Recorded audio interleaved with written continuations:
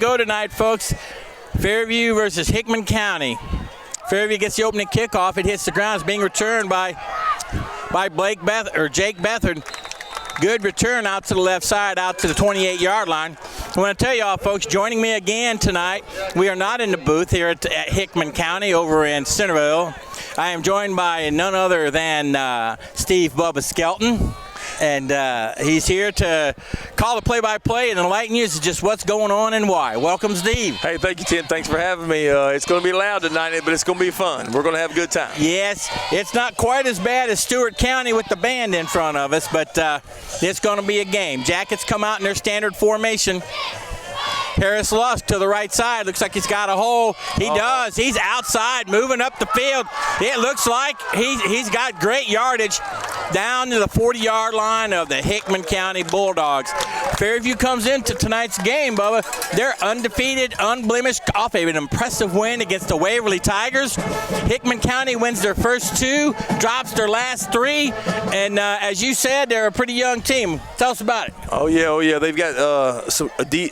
Collins in the number 24 spot. Man, I tell you what, he's a young running back, and they've got their last year quarterback is a wide receiver this year, and I'm trying to get settled in here, Tim. You got to give me a minute. That's all right. That's all right. They are a throwing team. They're on defense now. Bethard breaks it in, cuts outside. We've got our first hanky of the night. It's in that area where they've normally called on Fairview for tugging at somebody's jersey. I think we had a guard upfield on a little bit of hold right there, Tim. Second level hold. Yeah, he's hustling down the field trying to get to that second level. Sometimes you got to reach just a little bit. That's it. Jackets will be charged 10 yards from the spot of the ball. That'll take it back to about the 46-yard line. It's a left foot spot, so it's right on the 46. And Steve, I'm sure you know from playing this game, referees are always going to be off a yard one way or another, depending on if it's the left or the right foot spot. That's right. You can't get caught up in that, Tim. You just got to play ball at some point. That's right. Jackets again in that standard formation, jet formation. Fake the jet sweep down the middle. Oh. Caldwell not looking yet. It was there. We had a little miscommunication there, Tim, but wide open nevertheless. I think Hunter thought that was the jet sweep, when in fact it was the fake jet sweep, throw down the middle. They scored on that play last week against Stewart County and last week against Waverly. Oh yeah, that's been a great play action for him. Works well. All right. Fairview with a long second down, 16 to go. Harris Lusk out to the right side, throws it, completes the pass. I believe that's slamming Sammy Caldwell. I'm not sure. It might be Caldwell. That might be Caldwell with those legs. Takes the ball down for enough yardage. That's a first down, Yellow Jackets. Down to about, looks like the 28-yard line of the Bulldogs. Looks like Fairview's coming out, was 27-yard line of the Bulldogs. Looks like Fairview's coming out trying to make a statement early. Oh, yeah, you got to play tough out here. This is a rivalry game right down the road from Fairview. Yeah, our cousins to the west, and they split up. Now we got two sets of cousins. We got East Hickman and Hickman. There's Caldwell again. Oh. Gets his hand down. They don't call him down. Great balance. Bounces it outside, picks up a few more yards. I believe that's going to be about a 4-6-yard gain. Let's see where we spot it. About a 5-yard gain. We'll split the difference. Steve, that line seems to be kind of dominating tonight. Our line seems to be kind of moving them out pretty easily. Getting some good seals on the edge. Yeah, it's early in the game. We know how that goes, but that line seems to be kind of. We've talked about it before, Tim, last week, how big that Fairview line was. If they come off the ball, it's going to be hard to stop them. Yeah, if they stay low and get those hands in, boy, they're tough to stop. Ball's thrown down deep. Sanford, slamming Sammy, incomplete. Ooh, good recovery by the defensive back. It sure was. I think that was number 4, Tim, and he knocked that ball away. He had that ball in his hands, made a great play. Alderson Dillon for the Bulldogs on that. Yeah, I think Sammy thought he had it, and he kind of relaxed a little bit instead of pulling that ball to his chest. Yep. Yeah, Fairview now faces 3rd down 5, and they're probably in 4-down territory, being at the 22-yard line. It is the jet sweep. Oh, my goodness. I think that's Bethard, and he turns the corner.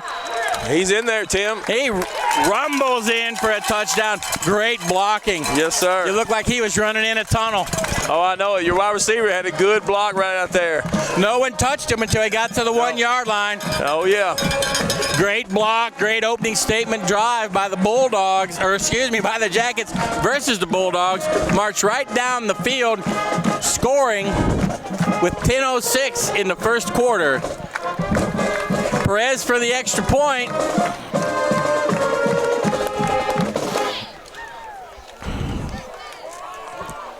It's up. It's good. Your Jackets lead 7-0. They will be set to kick off. Steve, you talked to a few people before the game. Did you get any good stuff? Yeah, you know, I've played ball with a couple of their coaches before, a couple of the Hickman County coaches, and they just they know they're a young team, but they're athletic, and they've just got to keep their spirits high, keep them attacking to the football if they're going to be successful. Yeah, you know, they came out there opening 2 games, and they won. You know, they beat Marshall County, I do believe, in the opening week by 1 point. So it looks like if they get feeling good and feel the emotion, they're going to be a tough team. Yeah. I think the consensus through those guys is that they're kind of young and that, you know, they go how their mental preparation goes. And you know, these older guys, if you got some upperclassmen to pull them through, it really helps them younger guys. But if you're relying on all underclassmen, it's kind of tough sometimes to be consistent. That's well said. And when you have a program like the Jackets has developed, a winning program, that whole winning attitude perpetuates. And each class, as they get over, they teach the younger class. Well said. Well said. Exactly. So Bulldogs may be a year away. They might be. I don't know. We'll see. A lot of sophomores and freshmen on this team. So I'm interested to see their offense get going. Yeah, you know, when I walked over here, I took a look at their weight room. It's a pretty nice looking weight room. So oh, yeah. They get a good strength and conditioning program in there. They'll be tough.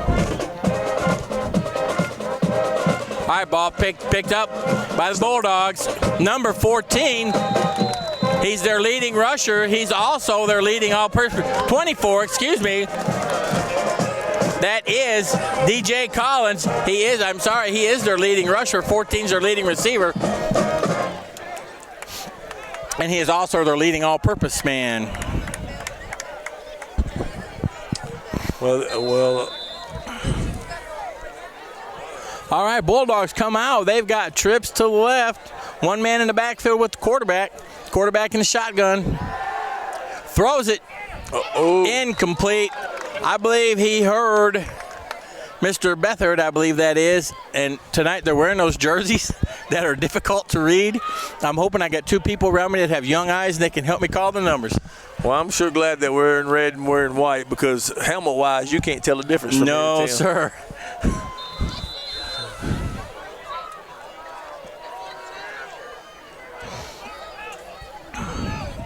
Fairview coming out, 4-man line, 4-4. They're jamming that line. Here comes a blitz. Almost got him. Good coverage downfield by Harris Lusk, number 25. Excuse me. He's wearing a different number tonight. Tony Torres on that coverage. Excuse me, that wasn't Mr. Lusk.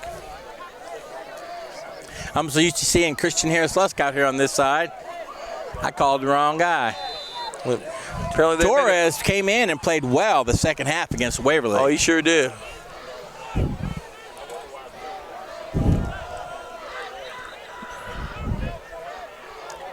Now they've got 3 wide receivers to the right side of the formation. Still in that shotgun formation. Fairview bringing it off the left side. Oh, boy. It's a sack.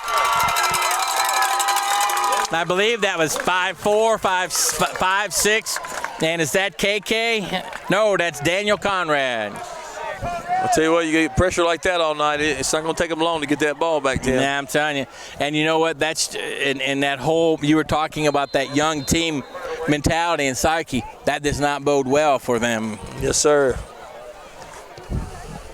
I mean, they've got 4th down and a mile. They're in the punt formation. We've got Christian Harris Lusk back deep. He's an exciting returner. We saw that on display this season. He's back. He's going to take it. He has some room to run. Breaks 2 people, miss. He's got the left side. He's trying to get the edge. He's got the edge. 1 man to beat.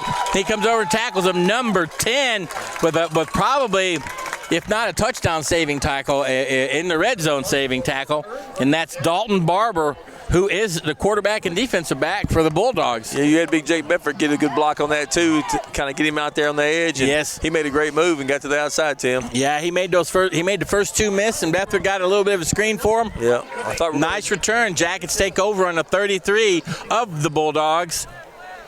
We've got 3 receivers to the right, 1 man in the backfield, and hard count draws them offside. Coach Hughes, man, he makes you stay on your toes. He makes you focus if you're the defending team. I know it. I sure like it's a big old dumb lineman. I like to go on one most of the time, man, I'm Tim, telling but, you. Switching it up. You got to be on the same page. You make a good point. That shows the discipline of our team. You get a good return. You want to ramp it up, get to the line, and go. That's right. It's hard to stand still for that. Yeah, good call. Snaps back, ball now at the 28-yard line. He's now looking to the side. Coach Hughes calling in a play. They check those bands. Lusk makes the call. 3 receivers to the right once again. In the backfield, they're coming from the edge. Good block by Caldwell. Throwing the ball deep, wanting him to make a play. Oh, man. You know what? I like that throw. He's giving our receiver a chance to make the play, and he throws it over the outside. That was a great throw. Great throw. Looks like Hickman came out in an odd man front. It could be a 3-3 stack, but with the way they shifted over in the set they're in, it looks more like a 5. So kind of coming into like an old 5-3 or an Okie kind of thing. We'll see what they got going. It's hard to run that 3-3 when they get all spread out like that. Right. Ball's handed off inside. Good ball handling. Nice, Caldwell. Good job. Hunter Caldwell. Good ball handling. Shifts the ball to the outside. You like to see that. And he delivers a blow at the end. Takes the ball down to about the 12-yard line. Jackets once again methodically moving the ball down the field and taking shots when they think they have. 2 drives in a row, they've taken a shot down the field. I like it. I like to see that attacking kind of offense. And Coach Hughes, his philosophy is it's your job to stop me. Oh, yeah. All right, I formation. Ortiz, ball's out to Caldwell. Good block on the edge. Caldwell breaks. Oh, no! Oh, breaks a tackle and Sanborn slamming Sammy Sanborn. Was that Caldwell with the block right there? Yeah, it's called. My bad. It was Caldwell with the block, and he called it a touchdown. Well, I tell you what. If the Bulldogs don't start getting off their blocks a little better, they're going to have a long night, Tim. They seem like they came out a little flat. They're on their heels a little bit here early. Yeah, they're not getting their feet moving. You got to take your feet to the football. He must have fumbled that ball across the G. Goal line. I hear you. Man. I thought my depth perception isn't what it used to be, but that looked like a little bit of a fumble to me. I'm not a fan of sticking the ball out, Tim. It leaves too much to chance. Oklahoma, Ohio State, that guy got away with one on a kickoff return. I know it. I don't know what the deal is with that. Score and hand it to the official. That's it. Act like you've been there, Tim. That's right. Act like you've been there and they think you're coming back again. That's right. Jackets have scored for the second time within, 8:40. So, they had good field position. They did. I tell you what, I didn't count the plays. That was maybe 5 or 6 plays on that drive. Just moved the ball right down the field. If I was a little better at reading and writing, Tim, I'm just kidding. I'd keep some stats, but that's just not my forte. That's okay. We got a man to my left right here doing that. I hear you. That's good. So if we need any intel, we can just lean right over and ask him. That sounds great. Hey, look. All right, Fairview set to kick. Back deep for the Bulldogs, I believe, is number 10. Just in front of him is number 24. That'd be Dalton Barber and DJ Collins. I can't make out the number to the kickoff return team's right, or left, excuse me. Ball's caught by number 10, brings it upfield, 1-4. Morgan Patton, got the stat man giving me those numbers, thank you. He's got a little better set of eyes than we do, Tim. He's young. Bulldogs will start on their own 26-yard line.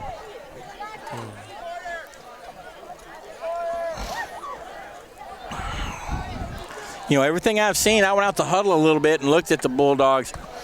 All of their highlights seem to involve passes.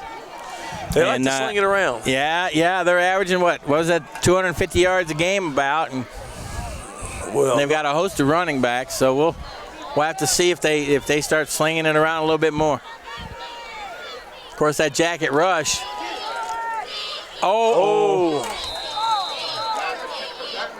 Pass almost completed to the Jackets.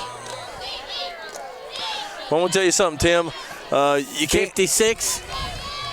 It sure is hard when you got a really athletic team on defense across from you, and you take a play that takes a long time to develop. Slow develop, right? You know, you got to hit them fast. You got to hit them quick. That's right. And that particular play is you want everybody to move upfield. And for the Jackets, Daniel Conrad almost had him a present gift wrap. Ball punched up the middle, not much of a gain. It looked like there was something there early, but the Jackets fill that hole quickly and make a tackle, maybe a gain of 1. I tell you, Fairview's looking pretty confident in their defense right now, Tim. They're in the man-to-man coverage with no safety. And I tell you what, nothing in the middle. They're daring them to throw it over. They're daring them to beat them. They are. Oh, we got someone coming up the middle. Blitz is on. And there's the interception.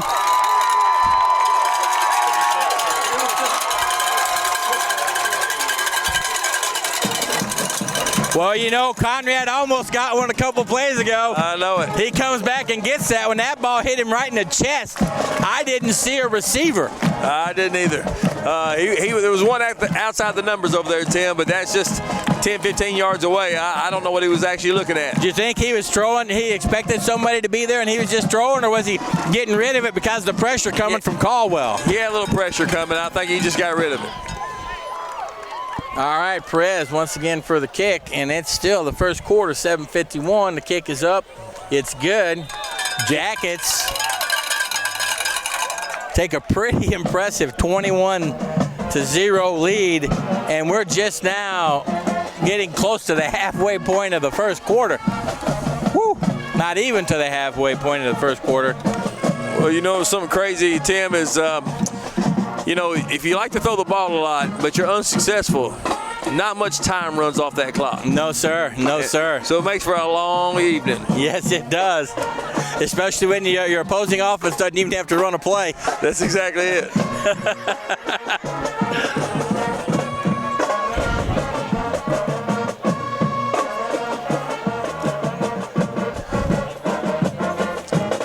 This may be a game where Fairview gets to a lot of the players that work real hard in practice may get some PT tonight, some significant PT and good rolls. Chance to show what they can do. I know some of these upperclassmen don't like to see that, I know, because they like to see those stats keep going. I know it. Play through a whole game, but you know what?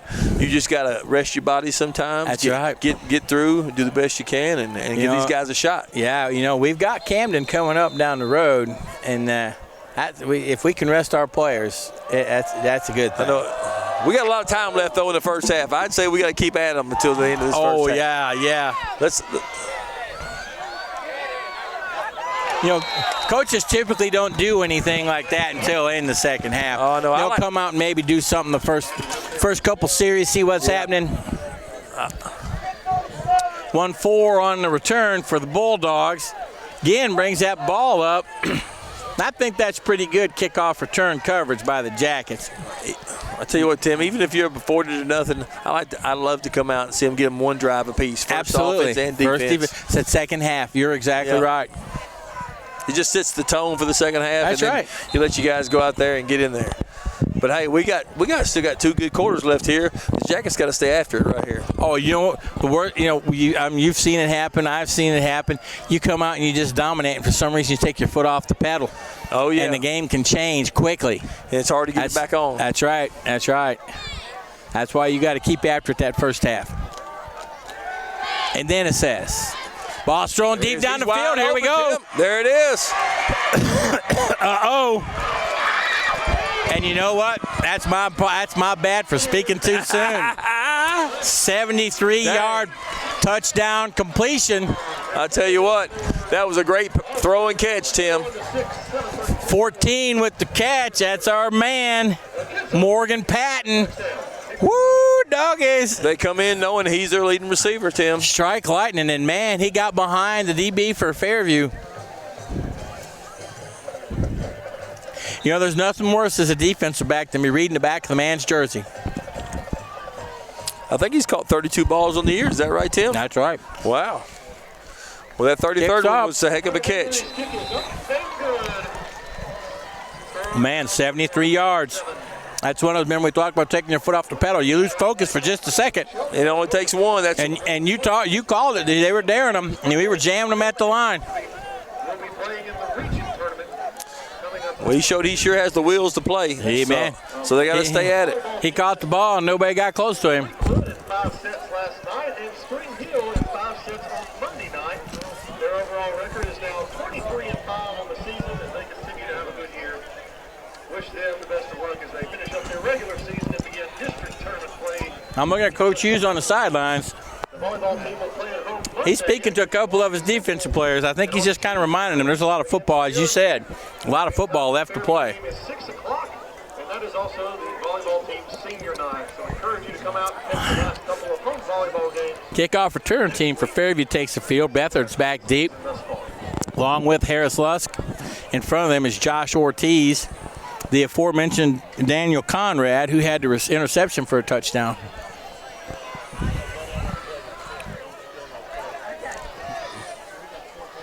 Bulldogs got to be feeling pretty good. They score with they took one play, 73 yards, 7:32 on the clock. It's now 21 Jackets, 7 for the Bulldogs.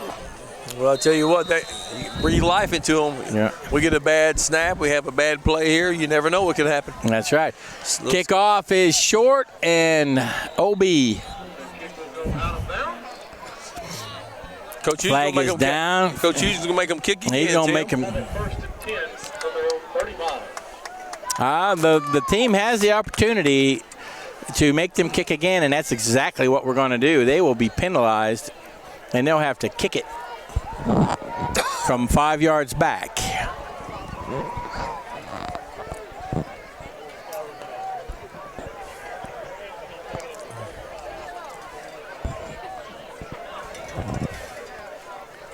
Bulldogs using what's become pretty popular. They try to kick the ball high into the spot like a chip shot in golf.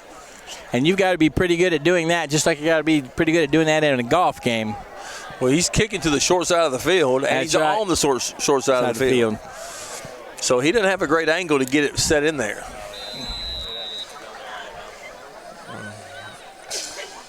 Ball didn't go 10 yards. Ball didn't go 10 yards.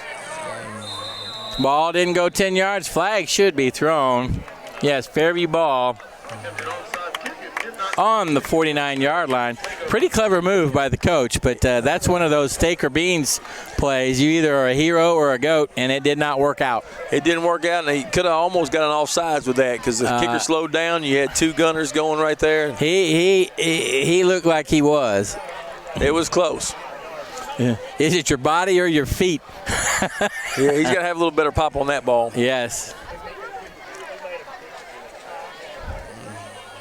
Well, let's see the Yellow Jackets get it going right here, Tim. Beathard comes off for a break.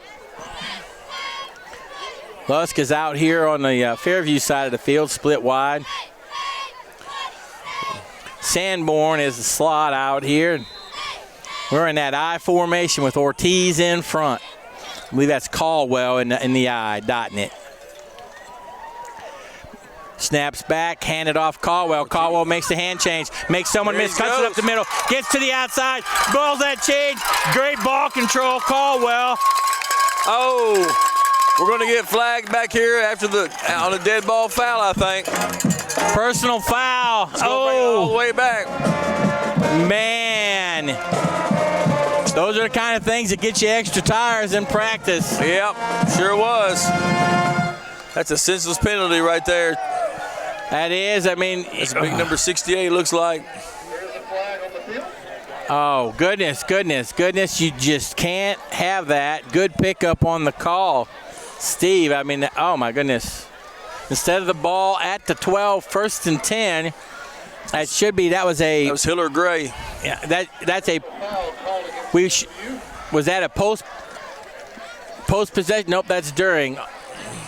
Yeah, they could have called. It was really pretty much afterwards, but just enough to take it all the way back there. So Fairview will have a first in about 17. In all, they lost 2 yards from the original line of scrimmage, but they lost 40 yards from where Caldwell was. Oh, that play is upended in a hurry. Penetration by the Bulldogs on the right side. Get in, and they upend Caldwell. Maybe a gain. No, it looks like no gain. Oh, my.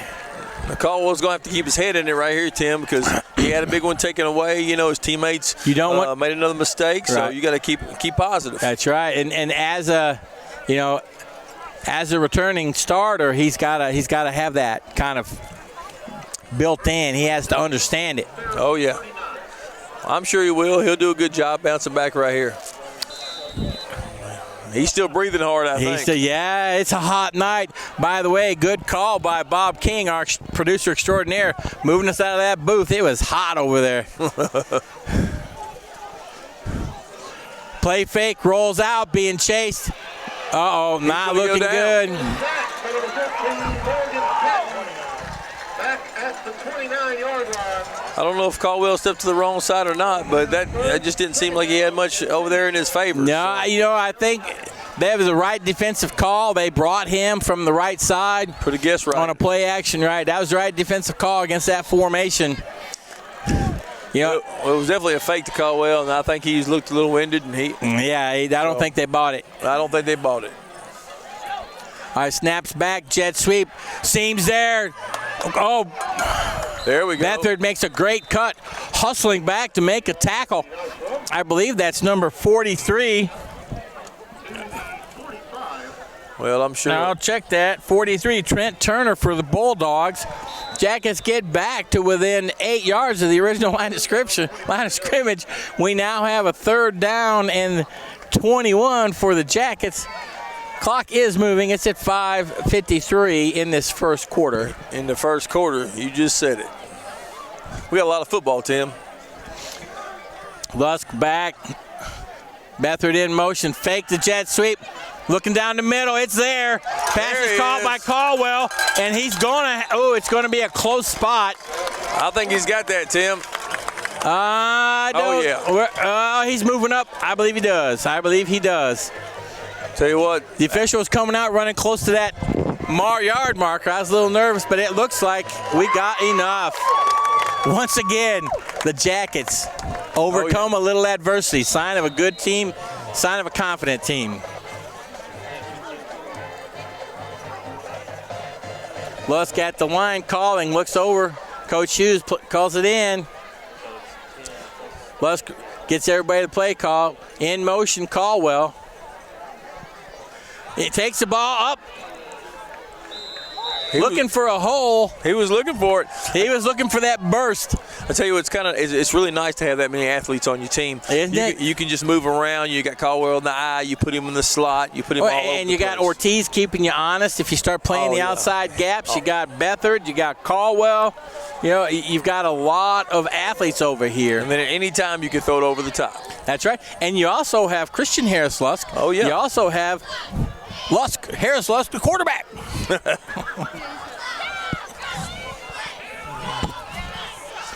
A lot of skill, a lot of athleticism on that Jacket team.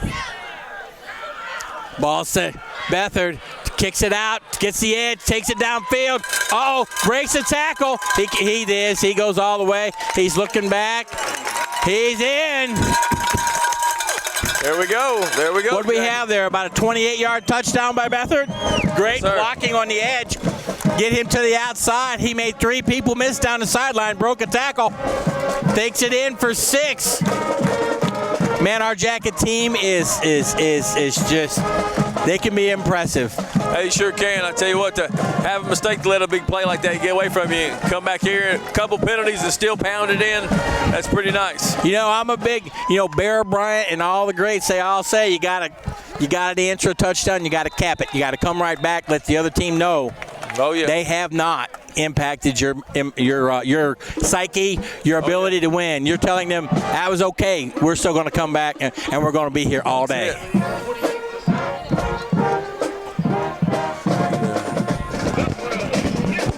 Impressive. You know, we had a couple stutters at the very beginning, back to back. Well, we started off with a heck of a run, and they got called back. Then we ended up with a hold. Back-to-back penalties, and they just respond. That's the sign of a mature football team, a confident football team. Oh yeah. Well, you can bet the Bulldogs will start pulling out all the stops right here. They're going to look for that matchup again. They're going to try to catch us. Well, yeah, they're going to, obviously we saw they threw it before the game, and they came back and did throw it in the game. I see Brandon Nardozzi on the sidelines with that leg brace. You know, he's another athlete on that football team. He sure is. It looks like he's a little dinged up, but he's dressed and raring to go. And they have, 56 Daniel Conrad, KK 54. I mean, we got some athletes out there in all shapes and sizes.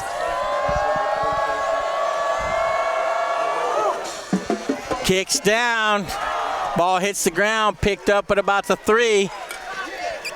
Returned back, finds a little seam. Ooh. And that was 1-4 once again for the Bulldogs. He's going to have to get him some help, Tim. Man, I tell you what. And he took a hit there at the end from about 8 Yellow Jackets on that kickoff return.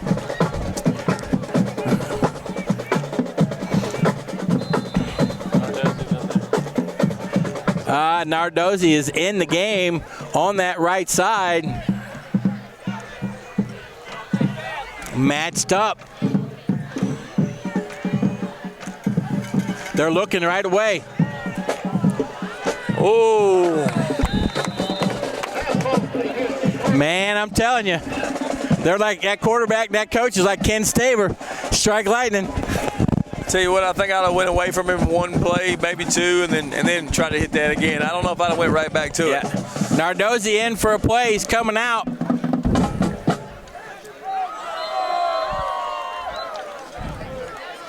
Gets a break. I think they're trying to bring him back slow because he's got that brace on.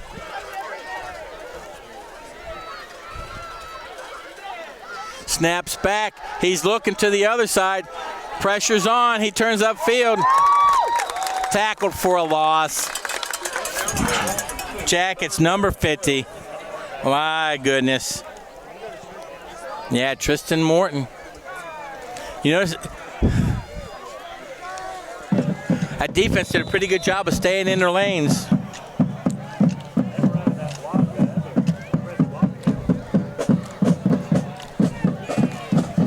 Long third down, 12 to go. Dalton Barber, they're So you're down 28-7, first quarter not over. Do you try to get a first down or you go for it? You're Bulldogs. There's that screen. There's that. Oh, my. That's one of those plays. You talk about every game, a handful of plays that you should make that haunt you. 3rd and 12, that's a potential first down. He drops the ball. They're punting to Fairview. Fairview's firing on all cylinders. Tell you what, they've been watching a little film on Coach Hughes. That's one of his favorite, the jailbreak screen. You know, he loves that play. Oh, yeah. We had some great receivers in the past run that and do well with it. Oh, geez, DeAndre, Garrett Wall. Goodness. Yeah. They ran that ball, and even Hunter, Hunter Branch. Yes, sir. Nick Harvey. Mm-hmm. I mean, we've had some outstanding players run that play. All right, we got a good block over here. We got some fight going on back here. Oh, boy. Well, at what point do you have to let him go there? 55. Who's that? 56? That's 57. 56. 66. Oh, yeah. Right here, 57. Well, 57 was doing a little dance with a fella. 66, isn't it? Well, right here, 57 was hung up with somebody, and 66 was hung up with somebody. Well, we had a couple. You can't go round and round and don't expect a holding call. That's right. That's right. You got to be a smart football player right there. Yeah, if it starts to look like a dance, the hanky's coming out. It sure is. Pretty good return by the Jackets. All for naught coming back. We had a couple people pick up a dancing partner, initiating a couple hankies falling down. So the Jackets will start at their own 49-yard line. Yep. Last series, they started on their Bulldog 49-yard line. I know it. Well, you can't make these kind of mistakes and give these kind of yards away when you get down to the playoffs and against really hard teams. Yeah, you've got to be you got to stay focused. Yep, got to be disciplined. You know, like all one play, one pass, one block, one step, all of that stuff. Man, there he is. Ortiz with a little trap right there. Man, little 3 trap right there, Tim. I love that play with him. Uh-huh. And did you get a chance to coach him? No, I hadn't. But you know what? My boys wrestle with the youth Jackets, and his daddy Bubba. They're around a lot. I know the kid well. He's a good kid. My goodness. I'm telling you, I love watching him play football because he plays it with a passion. Oh, I love to watch him wrestle, too. Oh, yeah, I'll bet you he's an outstanding wrestler. He sure is. All right, pass is complete. And it looks like that it is a first down for the Jackets.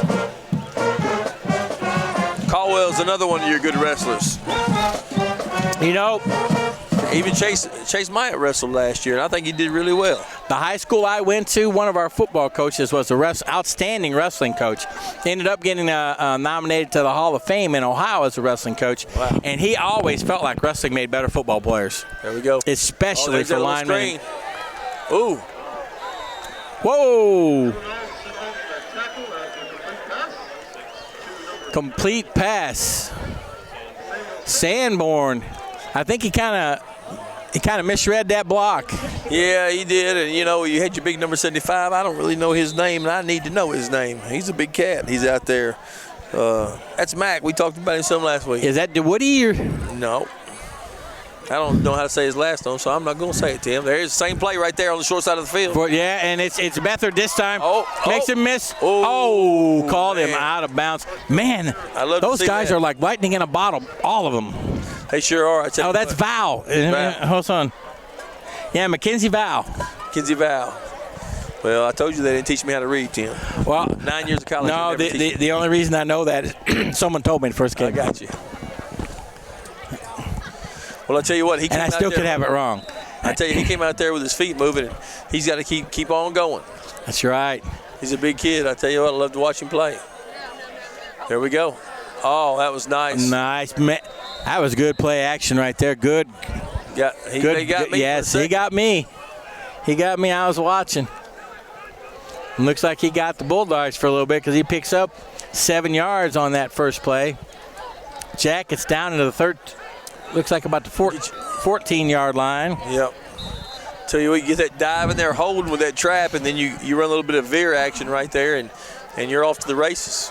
They got the double wing. That's a classic old There school it is, right? there. Yeah, when you run so many formations and you come up with this, that's just a very confusing thing for that defense. Play action now. Uh-oh.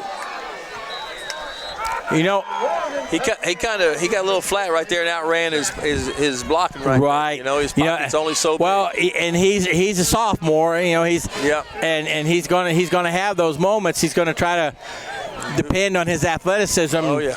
And he's got to see that man out of here, and he's got to curl back to the left a little bit, stay behind that curtain of blockers, and then make the pass, or then decide to run. Yeah.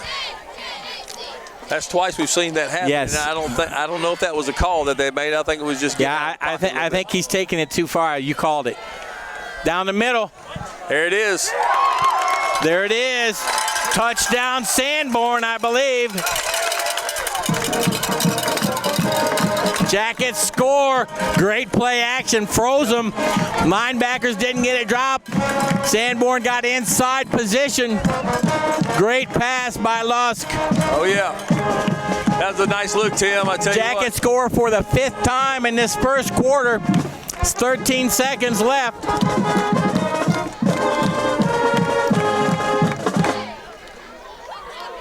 That was a nice looking ball. was going to say ain't That's a nice pass. It was. Nice pass. Threw the ball inside. Right height. Enough pepper on it. Sanborn receiver he is. He established inside position. It was his all the way. You know, that was a nice, they went short side of the field towards him a couple times. Then they went away, you know, a little bit of play action. And then all of a sudden, you got your corner wanting to run off. And then we throw a backside on him. That was nice. Nice. That was nice. Good description of that play, Steve. Great description. That helps when the people are watching it and they hear you explain it. They'll roll that bad boy back and they'll watch it again. Well, what you want to do as an offense a lot of times is get players mentally committed to make it, you know, where they're guessing where you're supposed to be going. You know, they're not always, they're going to remember what they did the last 10 plays of this game. And you get them committed to looking for that fullback, looking for that back out of the backfield, then they're going to start forgetting about people. And that's what right. you do. That's right. And, you know, that was a good sequence of plays to do just that. Exactly. And then you change some formations up on them, and that gets you in half a yard or a step off the ball because they're still thinking about what's going on. So, and it goes back to that whole football adage. They're not playing fast. That's right. They can't. If you're thinking, you're not playing That's fast. Right. That's while right. Fairview's playing fast. They're playing. All right, Jackets back to kick. 13 seconds left in this first quarter. Helmets up on the sidelines for the kickoff. Ball's kicked, twisted into the end zone. Dead ball. Ball comes out to the 20. Bulldogs will start once again. They've had that one moment, 73-yard touchdown. The rest of this ball game can be summed up in one word: Jackets. Tim, you know we're still in the first quarter. It's still in the first quarter. Whoa. No one touched that ball, so there is still 13 seconds in the first quarter. This will most likely be the last play unless it's a pass that falls incomplete. Well, I tell you what, Tim, we're not quite halfway through the season, but I can tell you what I noticed about this Jacket team is that they look way more disciplined, even though they have some mistakes here or there, but they look cleaner and more snappy. They look really good. They're improving every week. Oh, yeah. You know, you and I, the last game we called, we saw a couple plays where, you know, and you were calling it, where our defensive ends weren't being disciplined and they were getting sucked inside and they were getting outside them. And tonight you haven't seen that at all. I know it. You know, that's a testament. The coaches saw it, addressed it with the players. The players absorbed that coaching, and they go out in the field and perform. They get better every week.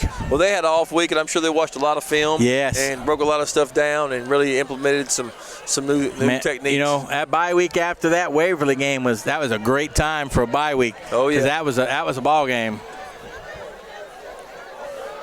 Ball's outside, a little bit of room. Jackets close it down pretty quick. Not before he gains about 5 out to the 25-yard line. And that will end the first quarter with the Fairview Yellow Jackets coming over to the host Hickman County Bulldogs and kind of demonstrating a little bit of their strength and their power and their athleticism. Score at the end of one is the Yellow Jackets 35, Bulldogs 7.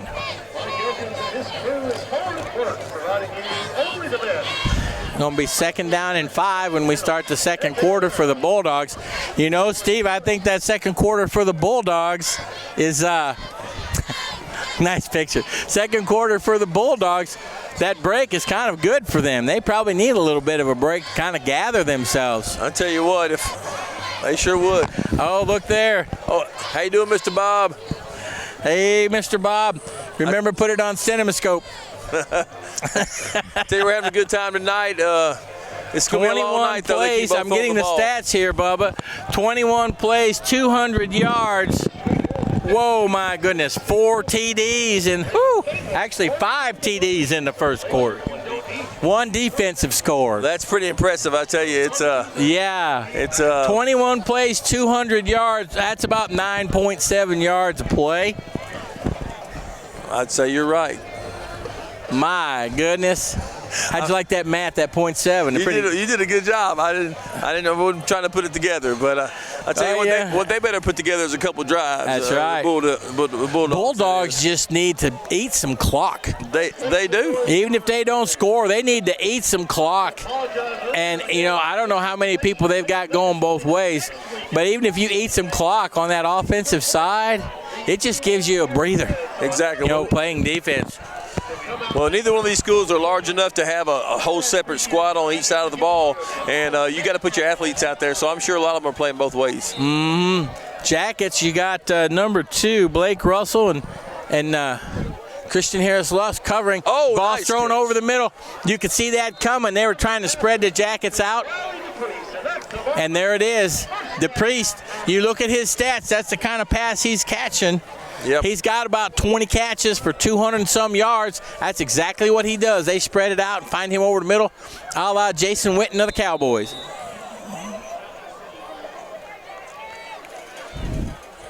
All right.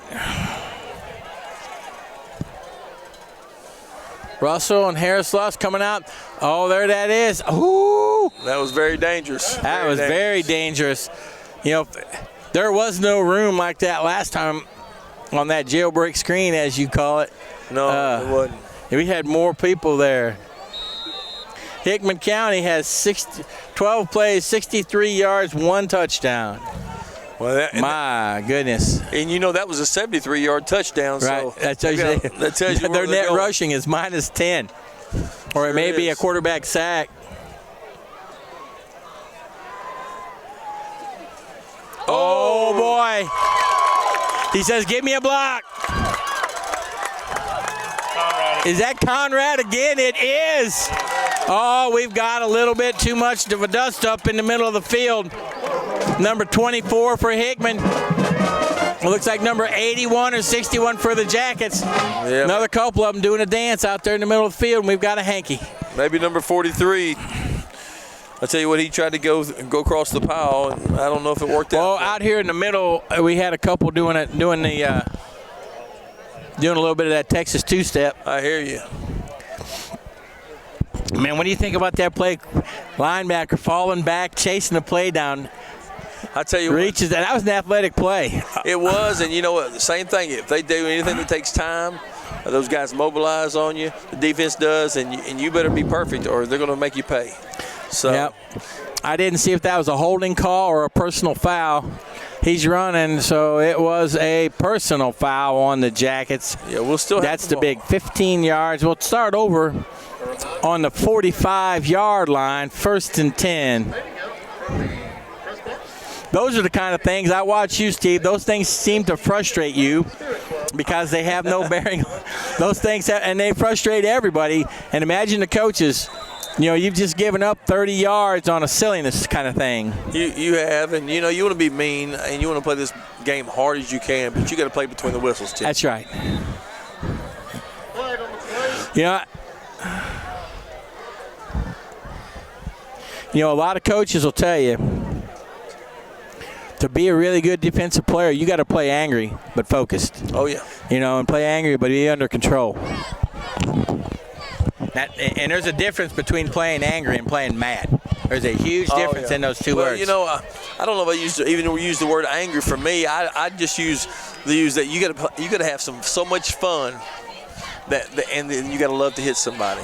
And I just love the contact part of it right. so much that you don't have to play mad. It's just adrenaline itself. You know, good point. Hitting should make you happy. Oh, Man, there's nothing better than that good hit, that sound of it, and you just get up feeling great. There's nothing worse than being on the other end of that. Nats steps up, fires it down the middle, complete. There you go, Steve. You called it. He didn't run outside of his protection. Well, steps up, fires a dart down the middle. Hit a nice little pocket right there, and he had a guy come off the edge on him. He steps right up. Fired that deep. I believe that was Beathard on the catch, wasn't it? Ball's down to the 38-yard line. That's a nice 17-yard pitch and catch by the Jackets. That's got us back where we need to be. That's right.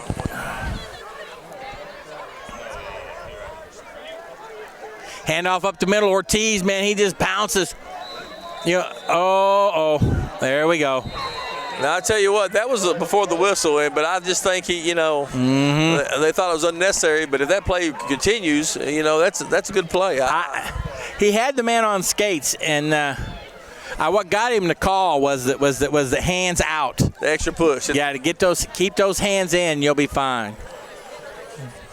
Well, being up 35-7 is not going to make them change the call. That's for sure. No, sir. No, sir. You know, you watch Ortiz run. There's probably not a lot of people old enough to remember the player I'm going to talk about. Played for the Baltimore Colts back in the day. His name was Norm Bulash. He was built like a. He was taller than Ortiz, but that same kind of physique, just compact power. And he used to run up the middle and just bounce off people just like Ortiz does. I mean, he punishes people when they run, just like Ortiz does.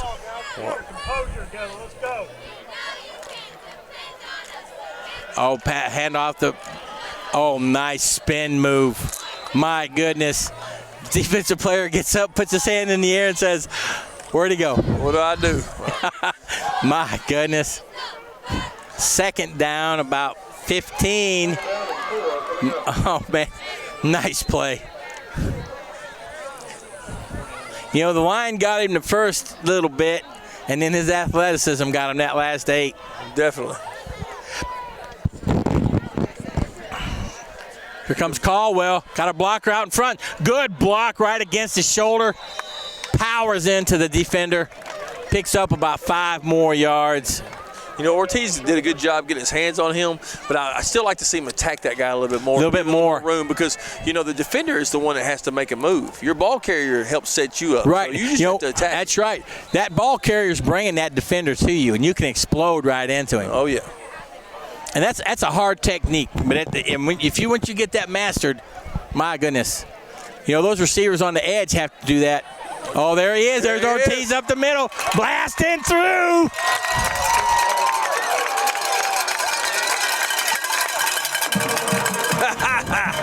Love to see that. A man who spends so much time blocking just brings it up the middle. We said it earlier. You got all these athletes, including Ortiz, but he makes you be honest. You can't start playing that outside and putting everybody out there, or he makes you pay. Great call. Great call. I tell you what, he probably walked off the sidelines of the defense and said, "Coach, what about me? That's right. About me, Coach." That's right. But you know, he's like, "Coach, I'm feeling it. I'm feeling it." I really didn't see. I was looking at the formation, so I don't know if that was actually the trap or not, but I think it was. It was. I think it was. I thought I saw the guard come over. I saw a seal block on the side, so it probably was the guard. Mm-hmm.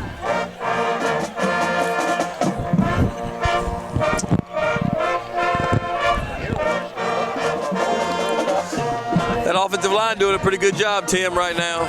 They're owning it. Both lines are owning it. You know, Coach Jackson's probably feeling pretty good. Oh, he sure is.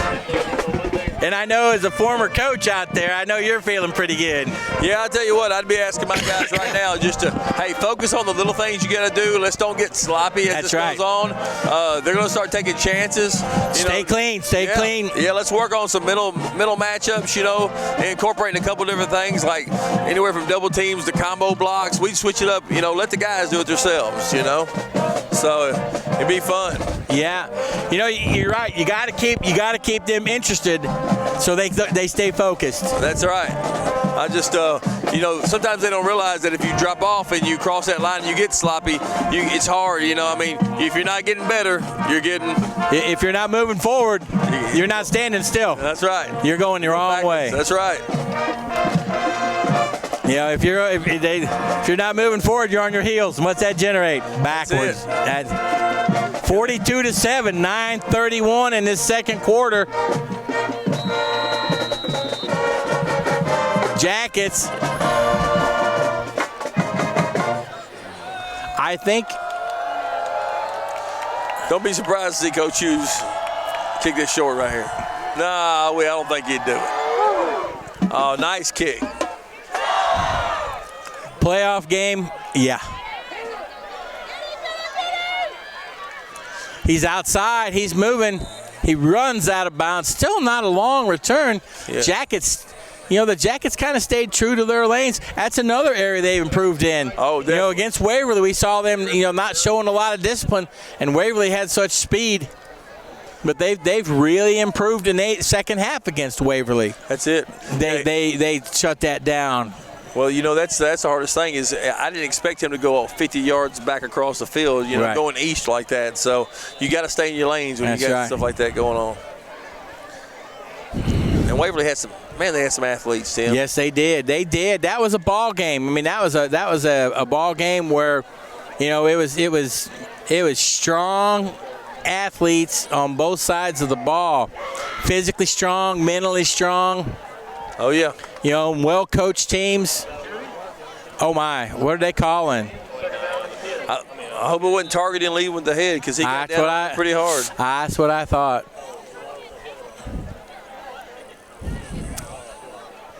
That's what I thought.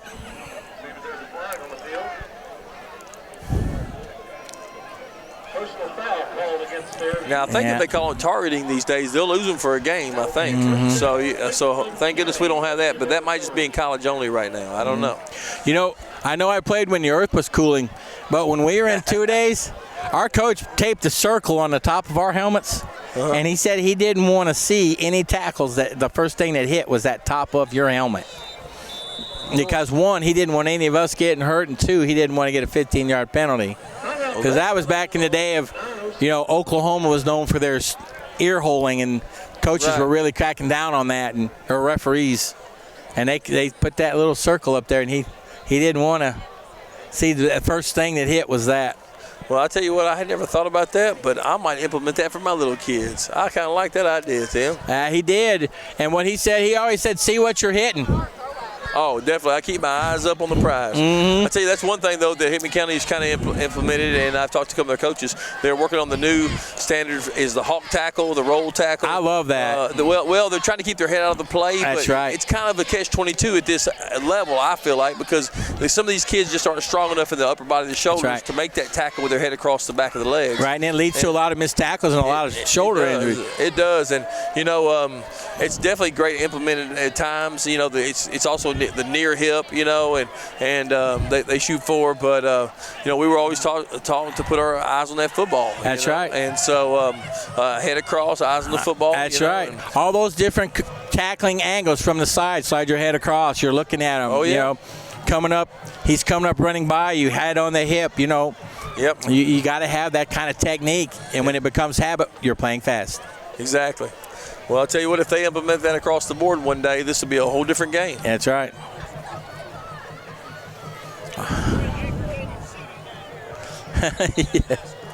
Yeah.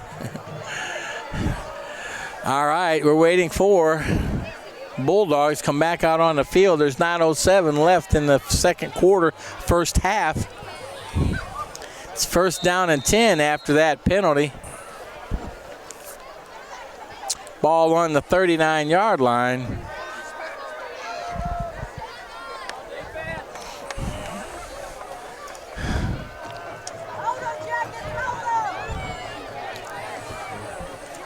All right, we've got three receivers to the offensive right side of the field. One receiver down here on the short side.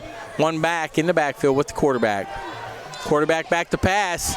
He's going down the middle. Wrong shoulder. The receiver was looking over his right shoulder. Tries to adjust. Pretty good coverage by Harris Lusk on that play. I tell you what, I'm not a coverage guy for sure, Mr. Tim, but I tell you what, they know they rolled another back over there on top, another safety. So they got too deep on that, and then they're still going to man though, but they've got a guy helping. They've got a guy over the top. They do, and I think they've got caught and they switched it up a little bit. But that's number 81 who played very well. Beerley, I believe his name is Reed Beerley.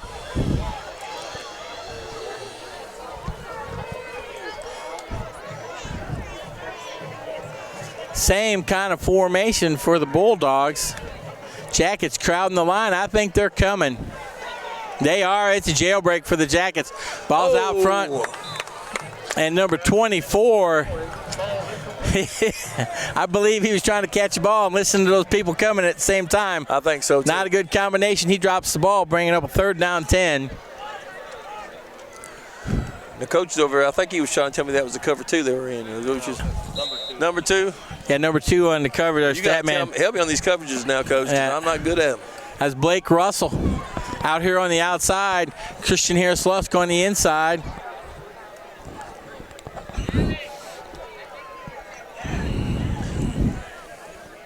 Now we've got 3 receivers to the short side of the field. Going back on a slant. Ball's caught. Turns upfield. He's got a first down for the Bulldogs. Showing a little bit of sign of life before half. They put everybody over here to show that they've got in Fairview playing one-on-one. Yep. They ran that San Francisco slant that they ran with Rice and Stallworth all those years ago with Montana. Well, I would say we switched our coverage up again because we were a lot softer on that across the board. Well, I think we went to a zone right there. I believe we were man up on the long side. And it was a one-on-one. Yeah, we were zone over here on these 3. You know, I played in the box my whole life, so I'm gonna quit talking about coverages. You're fine. You got it. You called it. We were kind of in a cover on this short side of the field. Oh, breaks it down the middle. Chester is going to take it to the house. Nice Oh, little my. draw right there. Nice. 6-yard run by the sophomore, and that's a Kids R Us Daycare touchdown. My goodness. Bulldogs show some signs of life, pardon me. As number 29, they're telling us for the Bulldogs, our stat man. Well, I'll tell you what, they give up one to Ortiz, and we give one right back to them just like that. That's right. Big difference. Oh, goodness. That was number 49. Who we got here? 29. Let me get back over here. I don't have a number for that. There we go. I don't have a 29. Here we go. Wyatt Chesser.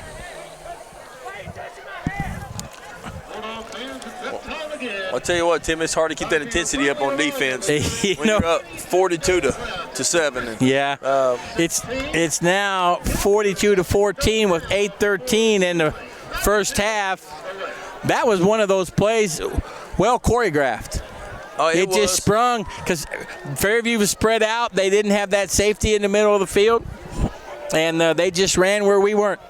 I've been on the sidelines enough to know that you got an offensive coordinator over going, let's do this, this, and this. And then you got another coach say, hey, coach, run the draw. Yeah. And you know what? There it goes. There it goes. So it's like, coach, they're manning up on the outside. There's no one in the middle. You pop that draw, he could go all the way. That's it. And the coach is sitting there finally. He goes, run the draw. That's it. And somebody turned away and walked away saying, I told you. I'll be back to call another one. It's a fun game, isn't it? It's a great game.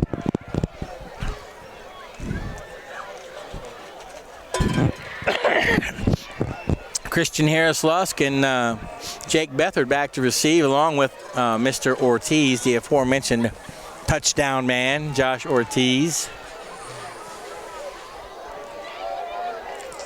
We've got Caldwell up short. Now we've got a hands group up here. I believe they're expecting a little bit of a short one. And it isn't a short one. Sky kick out of bounds again. Bonk. Now, Tim, I tell you what, I know a couple of coaches on that on the Bulldog team over there, and they've got a few guys that play at the next level. And I tell you what, this is not a good angle for that kick to get in bounds right there. I agree. I'm going to give them a hard time about that when I talk to them.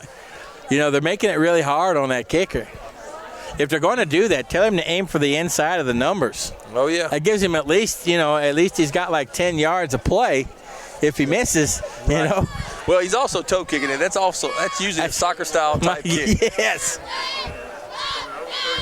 I remember the big square toes though. Yep. With the string tied to pull it up a little bit. Oh yeah. Here goes Caldwell. There's Caldwell. Ooh. Breaks the tackle, falls forward for a gain of about 3. Bulldogs getting into the hole. But when you take a look out on that field, there's a little bit of a physical size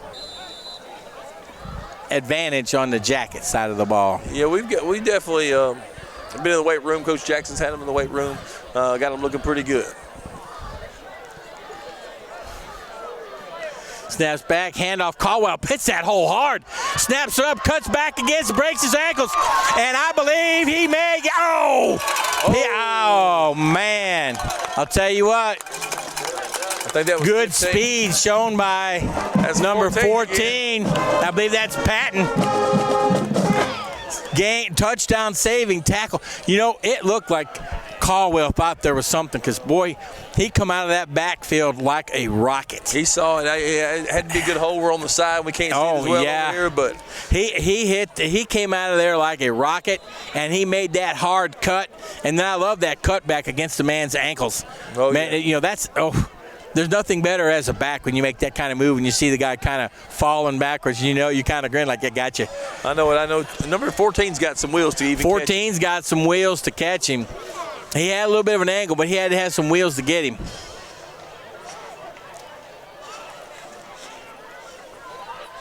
Caldwell inside, just powers down to about the 3-yard line. Maybe Coach Hughes will let him go ahead and stick this one in. Yeah. But you never know. Yeah, he'll run it down to the 2 and then maybe give it to Ortiz. But that's all right. You all get enough gravy.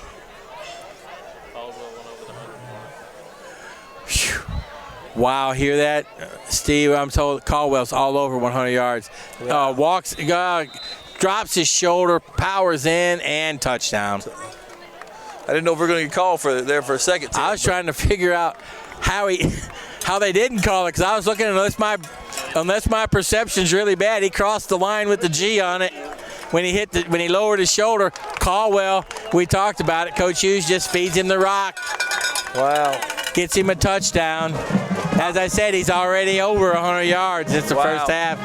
I'll be scared to hear our totals for halftime, Tim. Oh, man.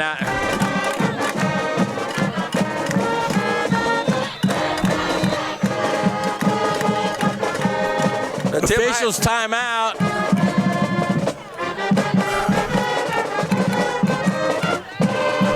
I believe it's an equipment timeout for the Bulldogs. That physicality of the Jackets is just taking over this game, Tim. You know, we saw it up here, and that's exactly right.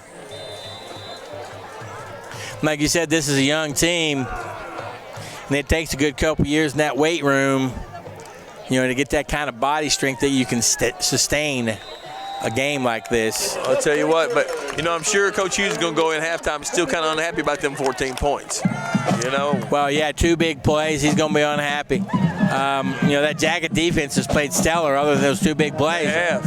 And, you know, and as a coach, you know, you've been a coach. What are you going to talk about? Those 2 plays, Tim. That's right. That's right. But no, I'm actually going to lift these guys up, tell them they're playing great, tell them to keep their head about them, and just tell them to, you know, keep everything between the whistles, guys. Let's think about the little things and, you know, play every snap hard because you're not going to get many. You know, That's you're right. not going to get too many. And look at those linemen. They're just kind of, they're feeling good about themselves because they know they're owning it. Oh, I know it.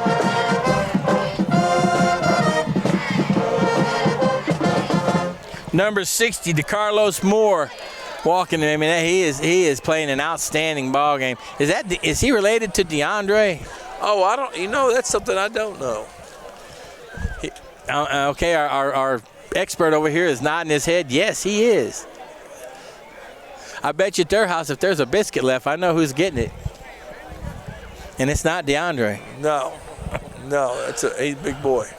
I'd like to thank Bo Lejeune over here. He's doing an outstanding job of helping us with the stats and identifying these numbers. He can see way better than we can. That's right, sure. And that's right. And this game tonight, you know, brought to you by Fairview Media, by Steve Skelton and myself, Tim French, and the one and only producer extraordinaire, Bob King. Ball caught. Ball bumps off the player. That's right. So there is no flag. Ball will be placed down at the 16-yard line. 6 minutes, 7 seconds left in the first half. And I don't know about you, Steve, but my goodness, this first half has seemed like an eternity. It has, and I'd love to see these guys pound the ball out for about 4 or 5 plays. Yes. Take about 2.5 minutes off this clock, maybe 3. And you know what? They need a couple first downs, and I'll just tell them that. Bulldogs need, yes. I've been down here, played down here. You don't want to see them quit. You don't want to see them give up. They're out here practicing every day just like the Jackets are. You want to see them to finish this game on out and play hard. That's right. Well, let me ask you a question. You're the coach of the Bulldogs. You're 2-3. You got a young team, but you've got Fairview Yellow Jackets coming in here 4-0. And if you watched them on film, you've seen them get better every week, and you watched them beat in the second half. You watched them come back and kind of, play very, very tough against a very, very good Waverly team. What do you tell your players? Well, the week before they lost to Waverly pretty handily, but I think you go out there and just tell them, say, guys, hey, we got to play hard. We got to play hard every snap. And the same thing you do when you're on the winning side of the ball, the kids got to be disciplined. And you know what they got to do is you got to find some way to get some belief in them, because at some point they're going to stop believing and they're going to want to get onto the house. And that's the hardest part, is for them to have some pride. You want to talk to them about pride and finish it with pride, So it's hard. It's hard. You can see them kids out there walking around with their heads down a little bit right now. Yeah, that's right. They got their hands on their hips. You got to instill that champions mentality, even when you're growing up. Well, exactly. And we even saw that in Waverly. Their big back was at 42, 45. 45. I tell you what, he came out in the second half, and he wasn't as a factor because he got hit a lot. He was hit half. hard. We saw it when he was warming up. He was in the last line, and he didn't seem to have that pep in his step. And what did he do his second carry? He fumbled the ball. He sure did. Key fumble in that game, too. Exactly. And he wasn't getting that edge that second half, and that's because Fairview just kept coming. And the belief was they got a champion's heart, so they were going to play hard every play. That's it. You make a mistake, come back, give me 100%. I'll accept the mistake if you're giving me 100%.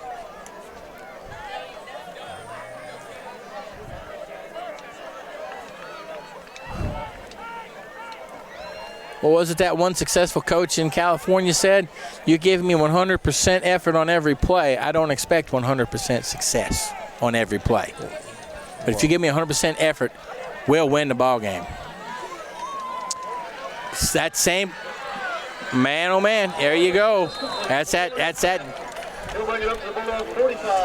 slant. It sure was. And boy, he had some zip, and number 14's got some wheels. We saw that. He does. He's hard to handle. Yeah, he is. He needs a little more help out there right now. And 5'9", 165. I don't know if I believe that. He plays bigger than that. Yeah. I don't believe he's 5'9", 165. Snaps back. Plays breaking down. Throws the ball deep. Got number 7, I believe that is. Good 4. pass protection. He had time. Moved to the right. Bought himself some time. Incomplete pass. Again, that clock stops, Tim. But you know what? They're doing what they do, and they're not trying to get out of this half. They're trying to score points. That's right. That's right. So if it. Matt DeWoody checks in for the Jackets. 6'2", 305. I believe he's going to lean on somebody. 3-man front. He's kind of the nose in there. Head up on the center. He's got good coverage. We might get a flag. There and we do. Yeah, they're bumping down there. I don't know if that was catchable anyways, but. Aren't you allowed to bump? Well. As long as you're not arm barring and you're running side by side, who's initiating the bump? Although it looked like we were. Yeah, I think so. I think we had his hip locked in there pretty tight. Well, that's what a defensive back is taught. Ride the hip, ride the hip, ride the hip. Find the ball. He was riding him for sure.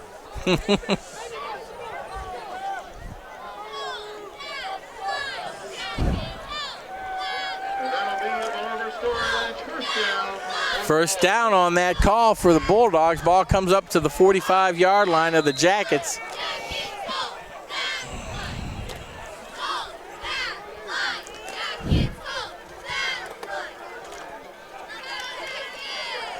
Ball's handed off to 24. 24 caught in the backfield. I believe we're going to have a face mask. And I believe that's going to be the big one. That's going to be the 15-yard variety. It could be. Oh, it's a hold. Woo-hoo. It looked to me like he had him out of the face mask, but I'll take the hold. Did it not look to you like his head came around? Well, sometimes when it goes your way, it goes your way. Tim. That's right. But I don't know if much has really gone our way. I think we just implemented a game plan that the kids are executing. They are. Don't you love how I answer my own questions, Tim? That's great. As long as you're not the only one in the room. That's narcissism, I think, or something, isn't it? No, when you narcissistic? Yeah. Well, no. That's why I can't admit I'm wrong. Yeah, when you answer your own questions. No. I believe if you don't listen to anybody else's answer, when you answer your own, and then you know who's right, that's when it gets into that narcissistic stuff. I'm on my way, Tim. We had a pretty good moment in psychology right there. Ball on the 47-yard line, second down 11. Drops back into number 7. He picks it up, breaks the tackle. Oh, bad tackling angle. Had to head down. What was it you said you were always taught? See what you're hitting? Isn't that what you said a little while ago? Eyes on the ball. Eyes on the ball. Eyes on the ball, I tell you what. Missed tackle. First down to the 29-yard line.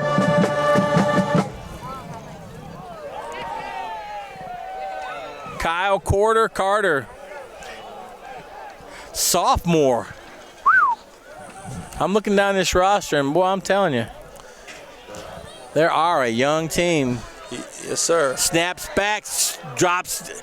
Oh boy. We're going to get one right there. Oh, we didn't. Hey, man. Whew.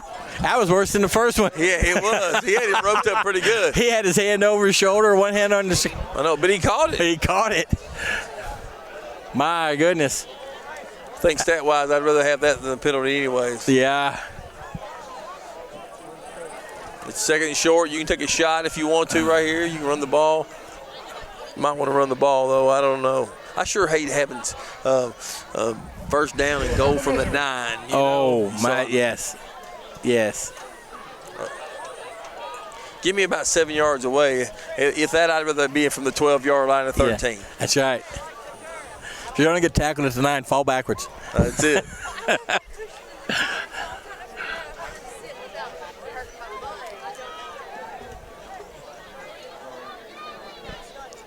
Hey, I don't know. It's going to be a first down. It is going to be a first down.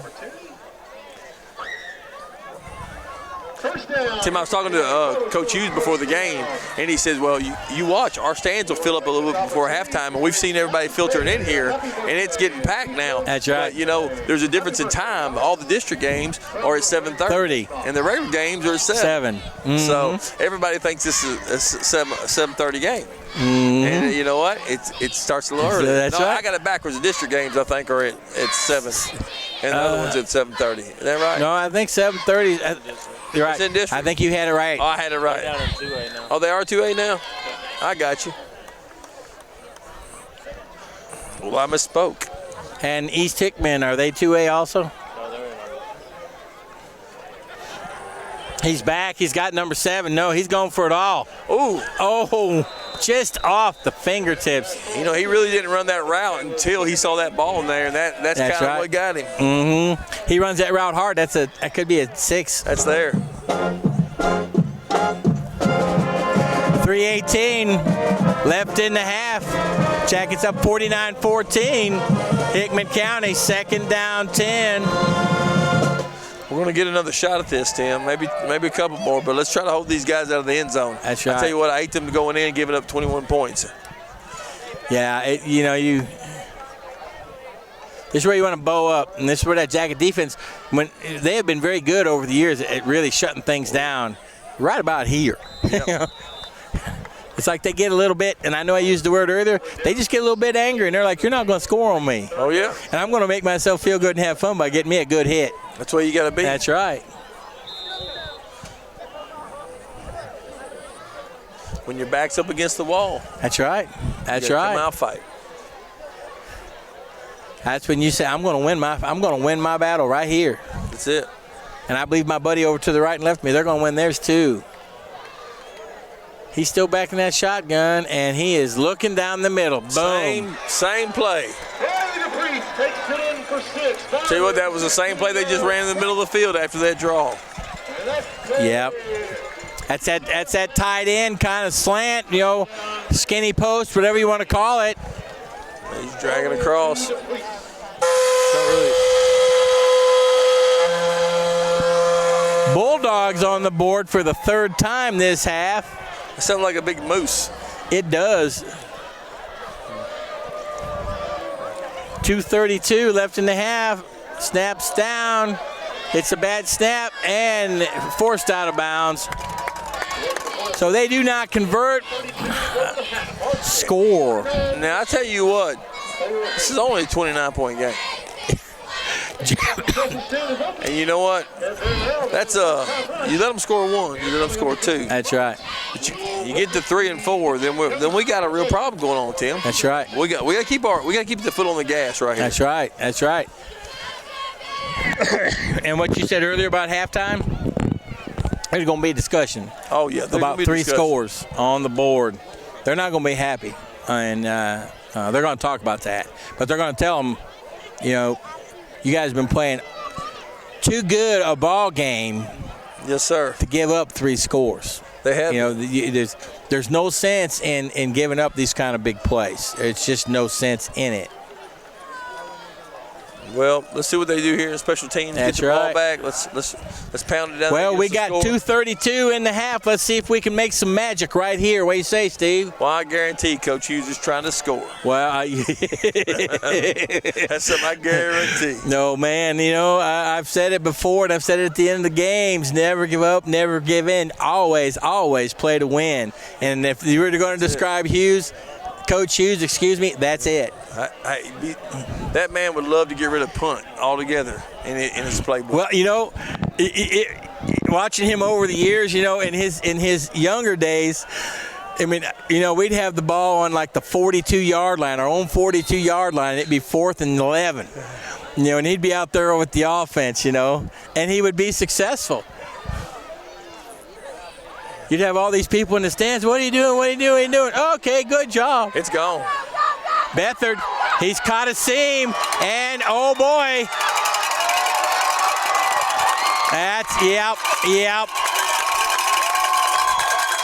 I don't see any dirty laundry. That's a senior taking this ball game back over, Tim.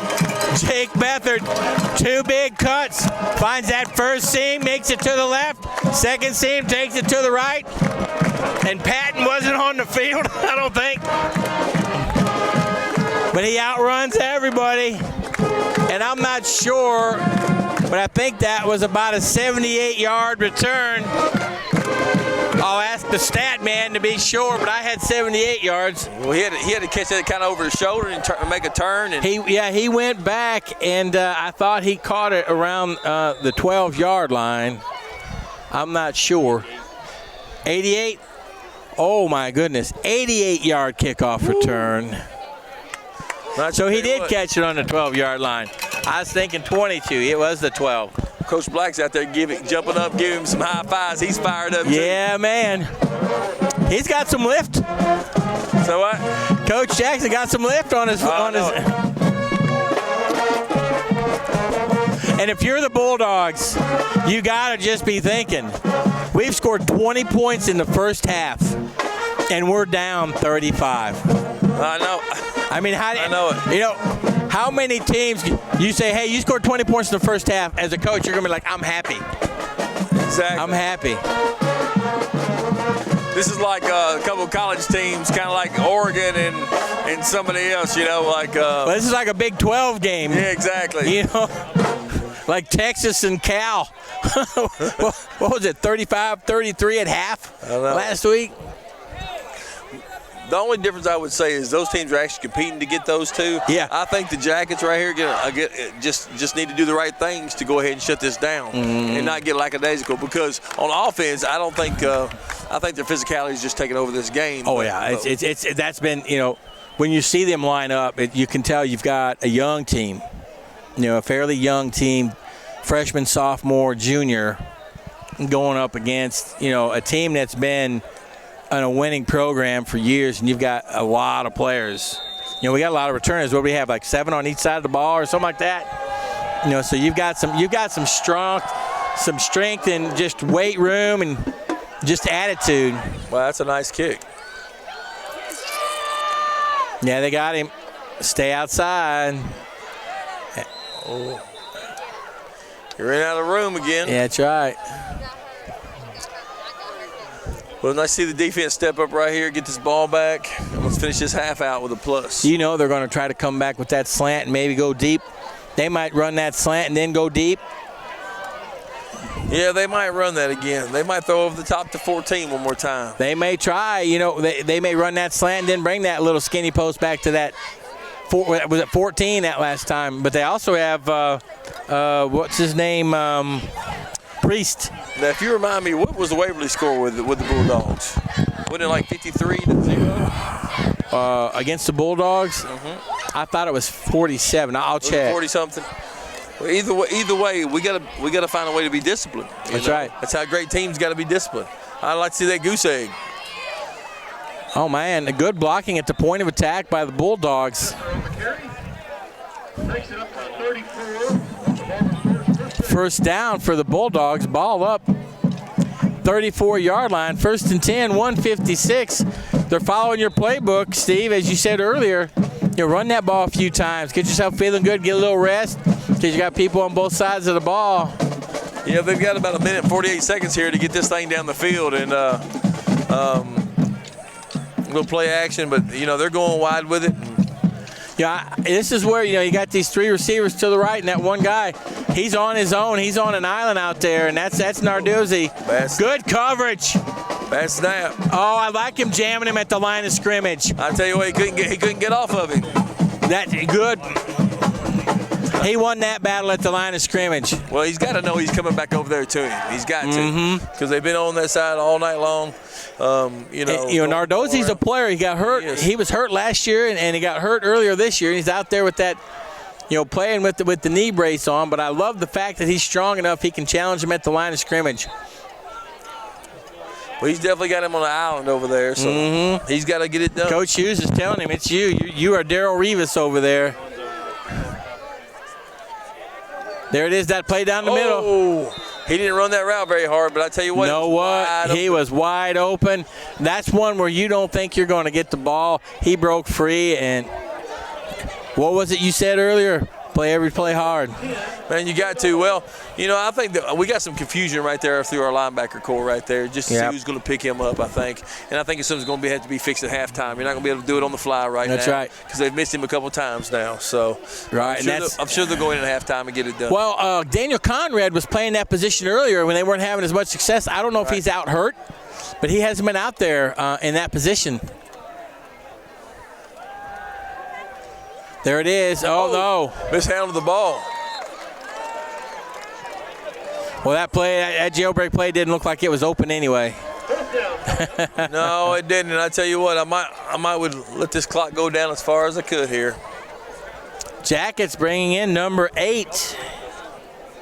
Eli Sullivan, senior, 5'10", 130. Oh, yeah, Eli Sullivan. Now, that's another wrestler. That's Bo Sullivan's boy.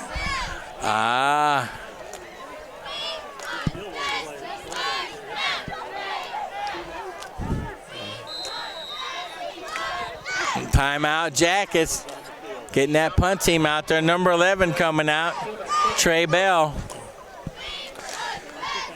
Another old throwback. If you watch old Eli run across the field, jog back to coach, he looks just like his daddy. Does he really? Oh, yeah. His daddy loved to hear that, too. He will. Tell him to turn on the television this week, and he will hear it. I believe Wednesdays is our night on playback. Oh, so I don't know if we've done that good tonight. I haven't personally, Tim. You've done a great job. No, they might have to cut me here and there. No, I love the way you are giving some great insight on what's happening and why, and you got the coach's perspective. I love that, and I appreciate you being here. Well, it's not always. Just because I say it don't mean it's right, Tim. Though. Well, I believe it sounds right. To find Fairview's YouTube channel,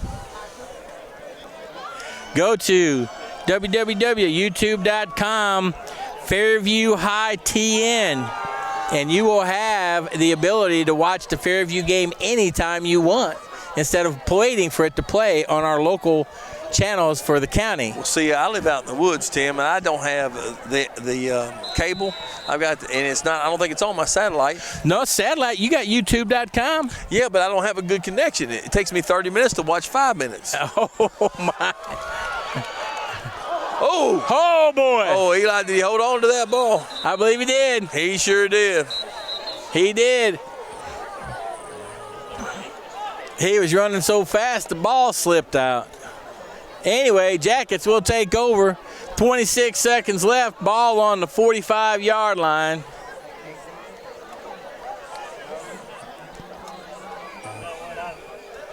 We've got some. What? We got a player that's a little bit angry. Other player trying to talk him down.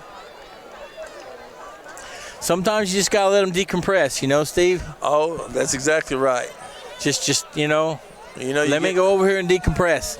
You know, you got there playing with everything you got. That's right. And then something happens, and it just kind of builds and builds and builds, and you know what? You get a bad call. Just give me a minute.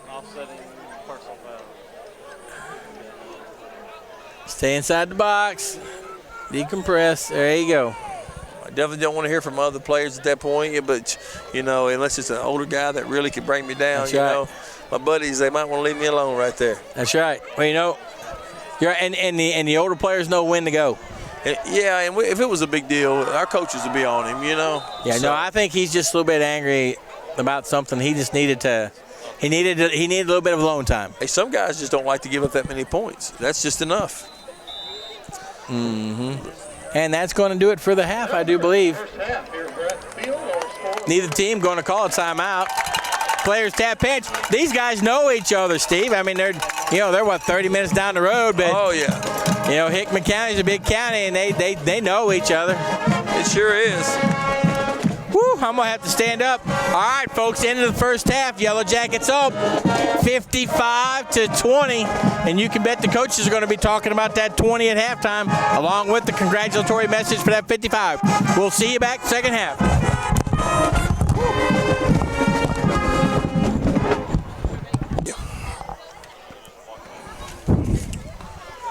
All right, folks, second half starts. Fairview kicks the ball off. Hickman County Bulldogs will be receiving balls in the end zone. Dead ball, they will take over first and 10, 20-yard line. As you know, the first half, Jackets dominated. They had about 350 yards of offense. Wow. But get this, Hickman had 210 yards of offense. I'll get the exact numbers from Bo Lejeune, our relative our expert. But and about 150 of that is 3 plays. That's right. It's let's see what this second half brings. Tim. Yeah, we were talking about the defense Fairview is running and seeing what they do. And the fact that they're scoring so quickly may mean the second half running clock. We're up more than 35, so the clock will move quickly. Jacket defense pushing them back. Throw is outside. Good tackle. Hands up. Waits for assistance. Gets him out. Kept him in front of him. Used the sideline. First play complete for about, looks like 7 yards. Ball's on the 27. Jackets have 81. Reed Beerley kind of off the ball a little bit, kind of protecting that slant. Got me, Tim. I think I'm back. Handoff inside, bounces out, tackle, breaks the tackle, breaks 2 tackles, several tackles, takes the ball up to the 32-yard line. Great effort, and that's a little guy, Steve. I mean, my goodness. He was moving those feet, Tim. He was. And I think maybe some of those Yellow Jacket defenders couldn't see him. He was behind those linemen. Number 14, Patton, going up against, I believe that's Torres again for the Jackets.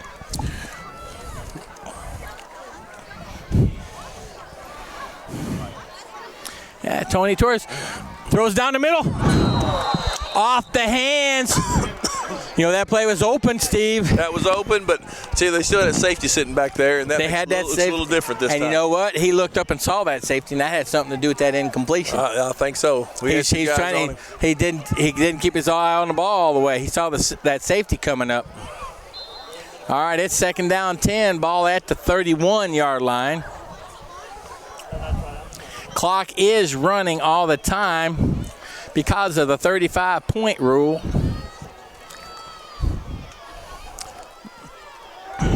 Blitz coming from the edge. Daniel Conrad, they throw back that one play. That's that jailbreak screen, as you call it, Steve. They've had success with that. Well, it's just too much to give. Number 12 for Hickman County. That's Landon McCaleb. He's that leading receiver.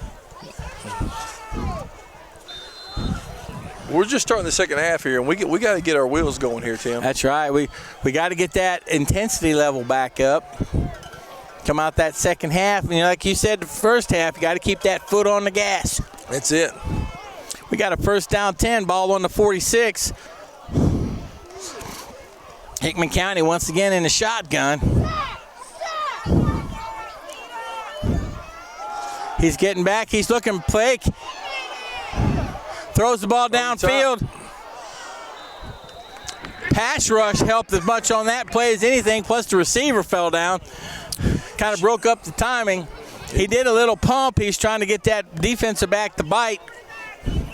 It did. The guy off the end that came over here, he's just a little wide to get there in time. Yes. So hopefully it'll come up. You know, I tell you what else was that little draw about right here. You know, they haven't done that, and they've been spreading the ball out. So we need that. That linebacker's got to stay home, check that trap. Oh, yeah.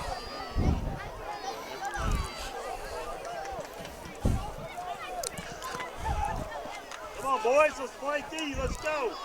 Let's stop somebody. Jacket defense comes up. Knock them down. Let's go. Clock already down to 7:40. Oh, a screen right off the blitz. Great hustle tackle. Number 5'4", I believe that's KK McKenzie. Well, it's just not a really good route by the receiver right there. They want to turn in and get that ball, but he's got to keep his momentum going forward. For that to work. He can't catch that ball and stop and then turn. That's a fluid play. You've got to come back and grab it, and you've got to depend on your blockers getting down there and creating a lane. Jackets are on the blitz. Bulldogs are throwing behind it. 3rd down 7 for the Bulldogs. They're going to go deep, and they're looking. Oh, good coverage. Number 2, I believe that's Blake Russell. Got his hands on the ball.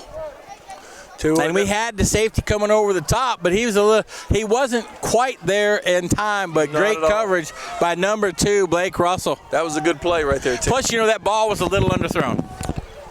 But Blake Russell had good position. What's scary, though, is 14. He has some separation speed right there. He does. He does. So he has that get the ball speed. He does. So if the quarterback throws that ball down the field, he may go get it. All right, he's back. Is he going to punt? Oh, we may. No, it's a fake. Punt. It's a fake. Look at that. 1st down to the 33-yard line. What you don't want to do is give up a score right here and then take that clock and slow it back down, Tim. That's right. We don't want that. We want that clock rolling. Already down to 6 minutes in this 3rd quarter.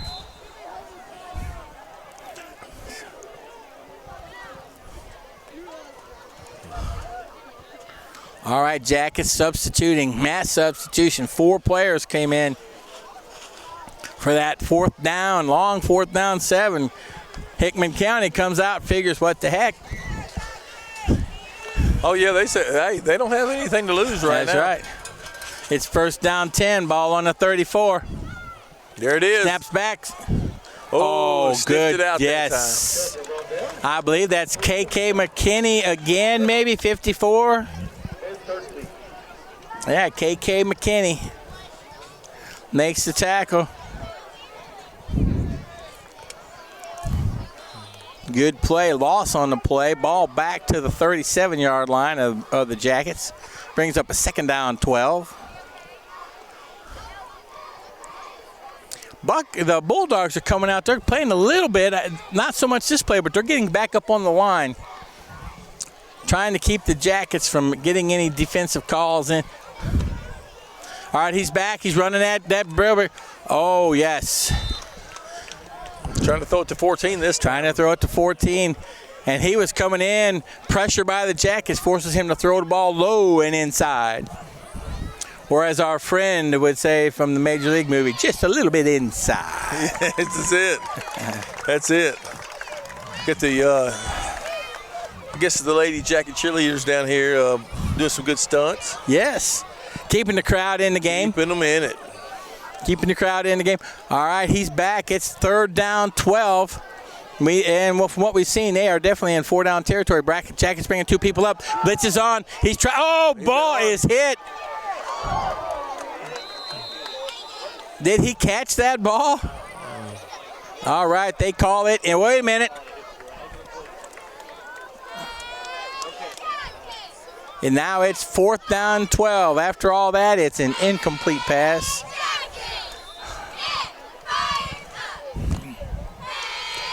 Good pressure, Steve. They got pressure on the quarterback. Actually got into him, impacted that throw. Defensive coordinator sending some pressure. Mm-hmm. They've been successful when we sent pressure, just throwing it inside. Oh, yeah. 4th down, 12. Pressure's coming. Got his hand again. Woo! Oh, just off the outstretched fingers of McCaleb. Goodness. You know, that's an excellent throw. He was getting hit. He was wide open. Oh, my goodness. You know, he's another one that's got that get-the-ball speed. Yeah, I tell you.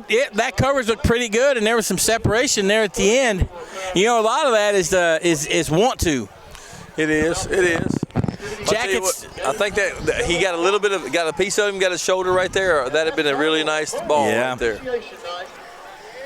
Jackets take over on that 4th down. Turnover on downs. 1st down Jackets on the 37-yard line. Next Friday night, September 30th. We've got some new players in on the offense. Like I was saying, I think they're going to keep that first defensive unit out there, but they may experiment a little bit with the offense. Cuts inside, makes a move, cuts it in. That was number 11, I do believe. Trey Bell. He looked pretty quick going. Had a nice little cut. Nice little spin move. Little kick out block there by his other back. Yeah, nice little spin move. Ball up to the 39-yard line, 2nd down, 8.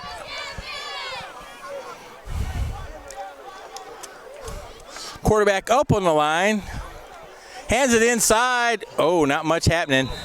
No, I tell you what, a sign of a good back, a lot of times that he always falls forward. You know, Tim? That's right. Quarterback, I believe, is number 15, Jacob Baker.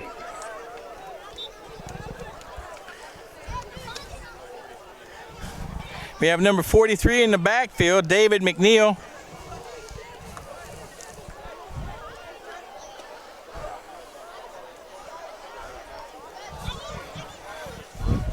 Clock down to 1:35 in this 3rd quarter. Double wing formation. I like that formation, Steve. Passes out. You know, Coach Hughes may put different players out there, but he's going to keep slinging it. Oh, yeah. He's going to work on the same play, but he works every day. So if you're going to get on the field with Coach Hughes, you need to be able to compete and not let him cheat on the playbook. Ball's thrown. It's short of the 1st down. Ball's out to the 45. That pass was caught. I didn't quite catch the number. Number 3, Tyler Overton, sophomore, 5'8", 125. Or as we used to say, 5'8" and bacon and eggs and not enough biscuits. Well, that was enough biscuits, Tim. You and me both.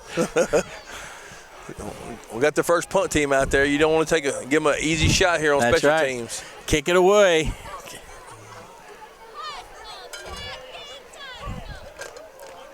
And he's kicking it straight down. He should. Dangerous. Oh, referee reaches for the hanky and decides better not to. Did you see that? I saw that. He reached back for it, went, nah. Well, you know. Coach is going to go talk to him about it. Yeah, Coach Black's back there just saying, hey, man. He did see it. I saw that, Fans are asking him why he didn't see it. He did see it. He put his hand in his back pocket. Oh, the Jacket fans are getting rowdy. They're getting rowdy, but they're keeping it clean.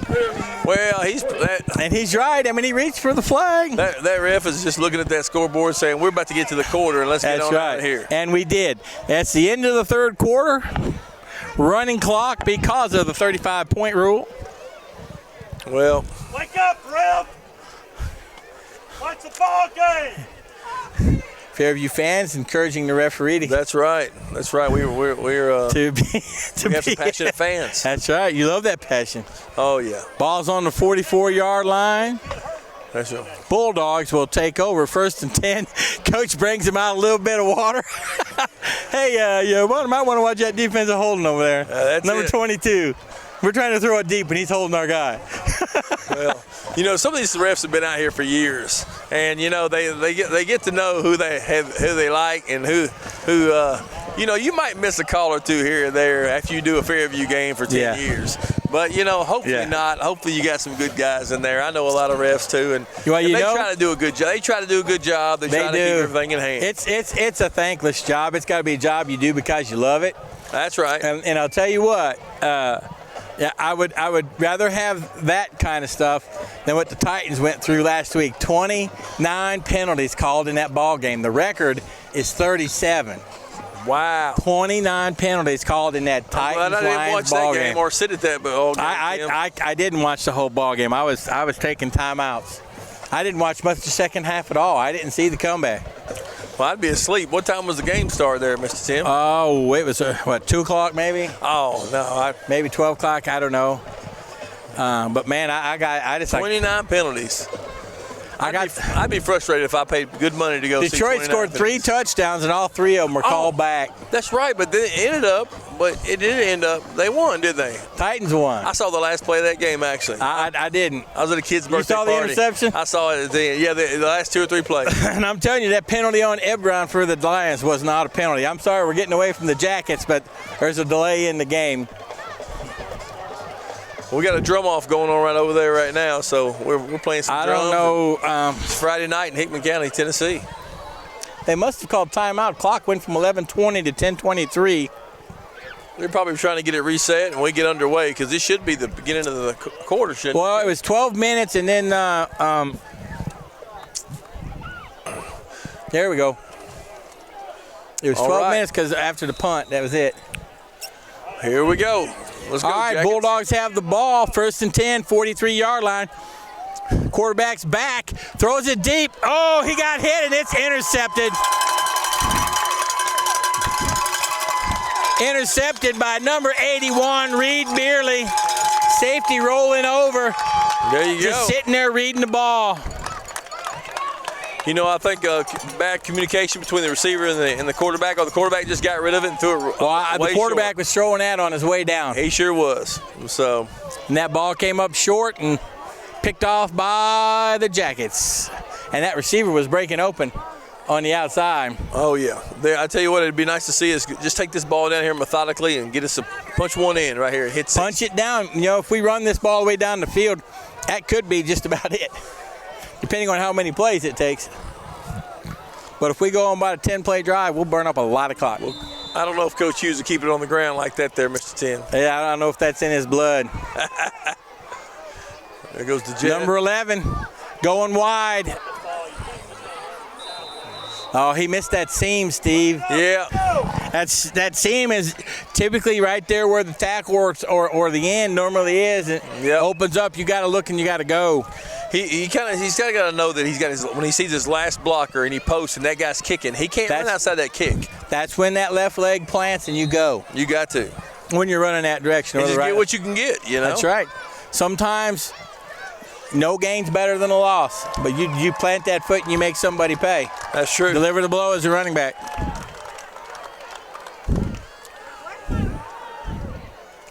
Ball's clear up. Oh, boy. Complete to number 83. He rumbles down the sidelines. Andrew Warren, senior, 5'10", 175.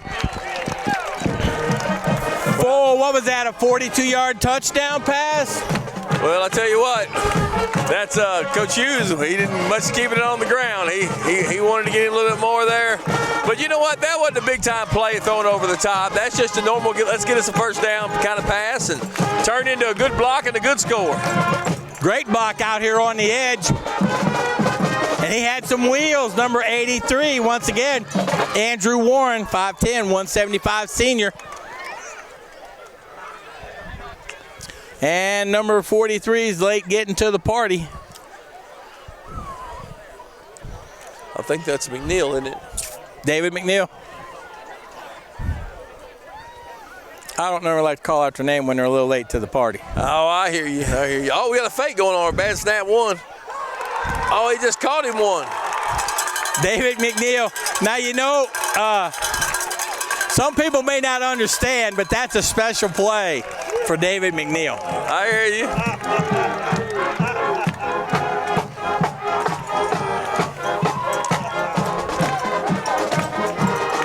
Well, I've seen David McNeil. Hadn't he played some center in the past? He has played center in the past.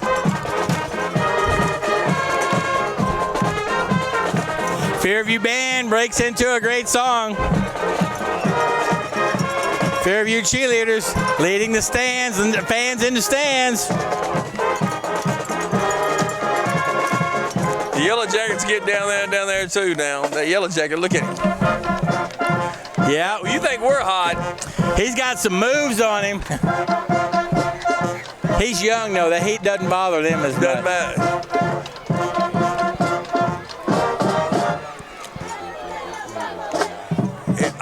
And See, if we were the honeybees, I'd do a little bit better because they got little fat bellies on them. That's right. That's right. That's right. If we were the honeybees, we could roll these bellies around a little bit. Well, everybody's having a good time now down in the fourth quarter. So I'm going to ask you. You asked me a lot of questions, Tim. I'm going to ask you one. So what do you try to do coming into next week? Who do the Yellow Jackets have coming into next week that's going to make this a hard week, or coming off a big win like this, keep the kids focused? Who are we playing next week? You know, I'm not sure, but I think it's East Hickman. It's homecoming, isn't it? It's homecoming. Well, see, a man of you that knows your knowledge, I think I must have caught you off guard because you told me that last time. See, but it's hard coming off a win like this. I know it. Back focused, especially for homecoming. You know, there's two schools of thought when you come off of this kind of win. Is the first practice That's true. in aerobic? One of those aerobic practices. Woo! Man, number 14, Patton. He delivered a blow right there. Yeah, he did. But a lot of times you take that first practice on Tuesday and you let your players know there's still a lot of football left, and you make them, that's a hitting practice, not each other, because you don't want injuries. You're back on the sled. Right. You got that line hitting the sled. You got those linebackers doing shed drills. You're doing that kind of stuff. The first practice, then you kind of taper it off. You got to get the legs back under them. Yeah. Now that's one school of thought. The other one is it's another day. You take care of your business. That's it. And I believe this Jacket team has reached to the point where they just take care of business. Let's hope so. I can't wait to see it. Let's finish this one out first. Oh, look at the little flare pass right there. Oh. Get the ball. Backwards. Incomplete. 2nd and 10, 8:30 to go in the game. That would have been backwards if it was the Miracle. It sure would have been. Music City Miracle. Ball is on the 47-yard line. It is 2nd down 10 for the Bulldogs. 8:20 in this fourth quarter. Jackets are now up 64. I don't think 20. the Bulldogs came in here thinking they're going to give up 64. But, I think their offense has shown some bright spots tonight. Like I said, their offense had 200 yards in the first half, 20 points. As a coach, you can't be too upset with that. There you go, broken tackle. Ball's down to the 31-yard line. First down for the Bulldogs. Clock at 7:48 and moving. That's kind of getting alarming. That same place got us all Right. along, I mean, Tim. my goodness. That play has been successful all night long. I'm sure at Sunday's meeting, this is going to get rewound a bunch, and they're going to put all this together. The collective coaches, position by position, Linebackers and DBs specifically are going to have to figure out what's going on there. And you know it's going to be, like you said, there's going to be a lot of, somebody's going to have that clicker. That's it. And it's going to be busy. 1st and 10. He's looking again. Ball goes across the middle, tipped. Oh! And it may have been intercepted. Deflected. Picked up. Tell you, a pretty good job. I tell you what, too, back to that other play. You know, that's really like a kind of almost like a screen, but it's just they really don't. They really ride their guys out instead of letting them go. So, that's right. But sometimes when you have a good defensive lineman, he can sniff that out a little quicker, and he'll stop, put the brakes on, and help stop plays like that. You know. Yeah, they're blocking them, not like a screen. They're just blocking them easy, so they think it's real. Yeah. Just enough. And I'll tell you what, Hickman County runs that play about as well as I've seen it run. They sure do. Bolt, here we go. Jackets with the ball. Hand off inside. Oh, he might be gone right here. Oh, my. Oh, we got a flag. We got a flag back here. This one could be coming back. Yeah, it's coming back. It's coming back.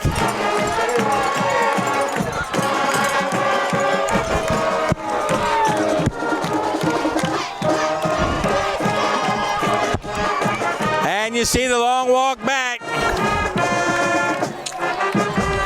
That's a good little cut he made, Tim. It was. That block, it was right on the borderline. He had him underneath the shoulder pad, and eyes were right there in there close, but, you know, he turned away a little bit, so it was hard to tell. Yeah, I couldn't see from over here, but it looked like that one hand, that whole inside thing. Yeah.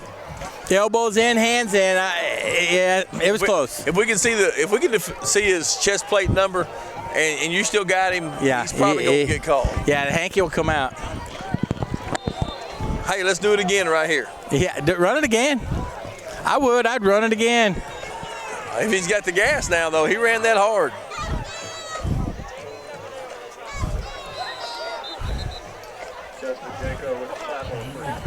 Jacket's got some of their big number 60s in there. He is. I think they may be doing a little bit, keep him in there for game shape. That's more. That's more. That is more. Let's see, I'm going to see here.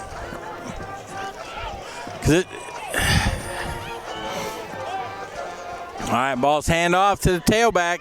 Cuts inside, met by a host of Bulldog tacklers. Brought down at the 30. I believe that's going to be enough for a first down. It is. The referee's motion. We're down to 4 minutes to go, Steve, in this ball game. 4 minutes, 10 seconds. Jackets come to the line, 1st and 10.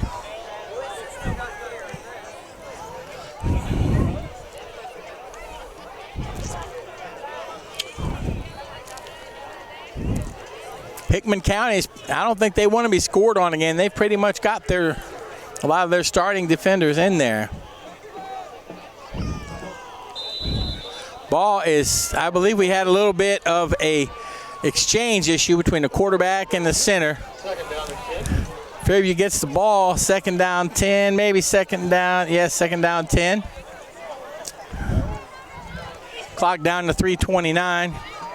This could be the last series, depending on the Jackets' success at getting first downs.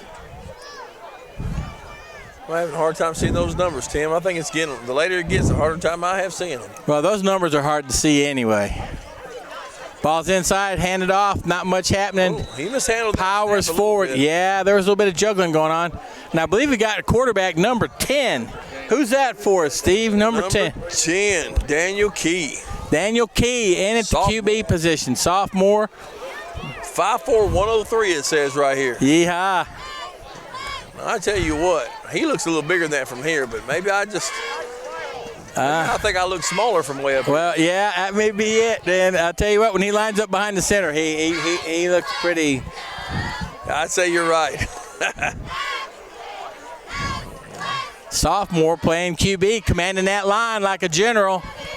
Comes up, Looking at Coach Hughes, man in motion. Takes a snap, hands off, fumbles it, turns it the other way, and he will be taken down for a loss back to the 30. You got big number 70 driving 67 back here on his back. That's a nice pancake. Everybody likes to get them stickers. You know, Tim, I'll tell you what, they do. Big Connor Lindsay. 4th down, 12. Jackets bring in the punt team. And they're bringing in the previous quarterback to be the punter. Number 15, he QB'd the previous possession. So his coach Hughes going to throw it. Oh, yeah. It's 4th down, 12. You're getting late. Everybody's tired. You definitely don't want to get somebody hurt right here, Tim. Yeah, I think you just punt it and let it go on. I think so, too. Minute 40.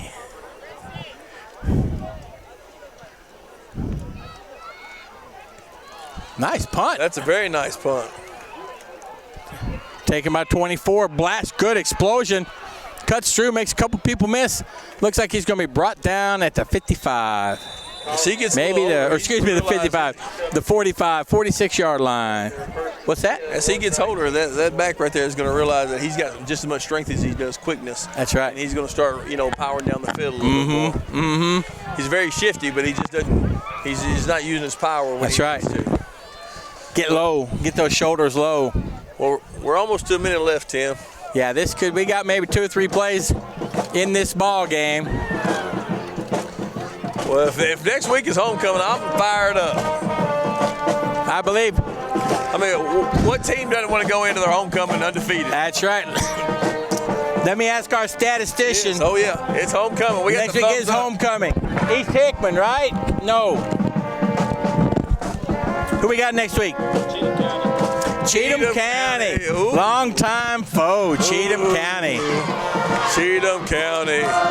Coach Jackson's old stomping ground. Yeah, buddy. You ain't never heard the story that, I used to coach Coach Jackson. No. Yes, I did. In middle school, at Sycamore really? Middle School. Yep. And if I'm wrong, Coach Jackson, you just let me know, but I'm pretty sure. I used to coach Coach Jackson. So you had him doing some bear crawls, maybe? I was about 23 or 4. Just got through playing at Austin P. And Coach Jackson was in middle school. Hey, he was a big kid then, and he's a big cat now. He's a big dog, and he is one excitable coach.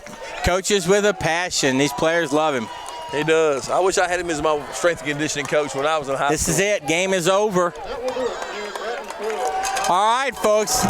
That's the end of the ball game. Hickman County here in Centerville. Jackets 64. Hickman County Bulldogs 20. They head into next week's homecoming against Cheatham County Cubs. That's right. Undefeated, unblemished, and really getting better every week. It's going to be exciting because Cheatham County always comes out and wants to bust you in the mouth with that physical offense of theirs. That's right. I tell you what. Hey, it's great to say no points in the second half for the Jackets. They gave up none and still played a little more solid. So That's I'm glad right. to see that. Jackets get a score in the second half, playing their second and third team. And it's great for those kids to get an opportunity to play that much because they work just as hard in practice as the rest of them. Well, if you don't play into your freshmen and sophomores, what do they look like when they get juniors and seniors? That's right. You got to get them some work. And you get them out there and you get work, and then they get critiqued by the seniors and the juniors. Oh, yeah. And they make sure that they're, like you play hard, you go after it. That's it. And they encourage them. Doing great. Keep it up. Well, congratulations to these guys. That's a pretty good feat going 5-0 right now. 5-0, I would say we're probably around 500 yards or 450 yards in total offense. I believe Hickman County didn't have, maybe, I'm guessing, I don't think they got to 300 in the second half. That running clock was a benefit, but Jackets dominate this game. 5-0 heading into next week. See you next week, Steve. All right, sounds good. And when you people watch this, you're going to hear me tell you, whenever you get out and drive, be careful. Drive safe.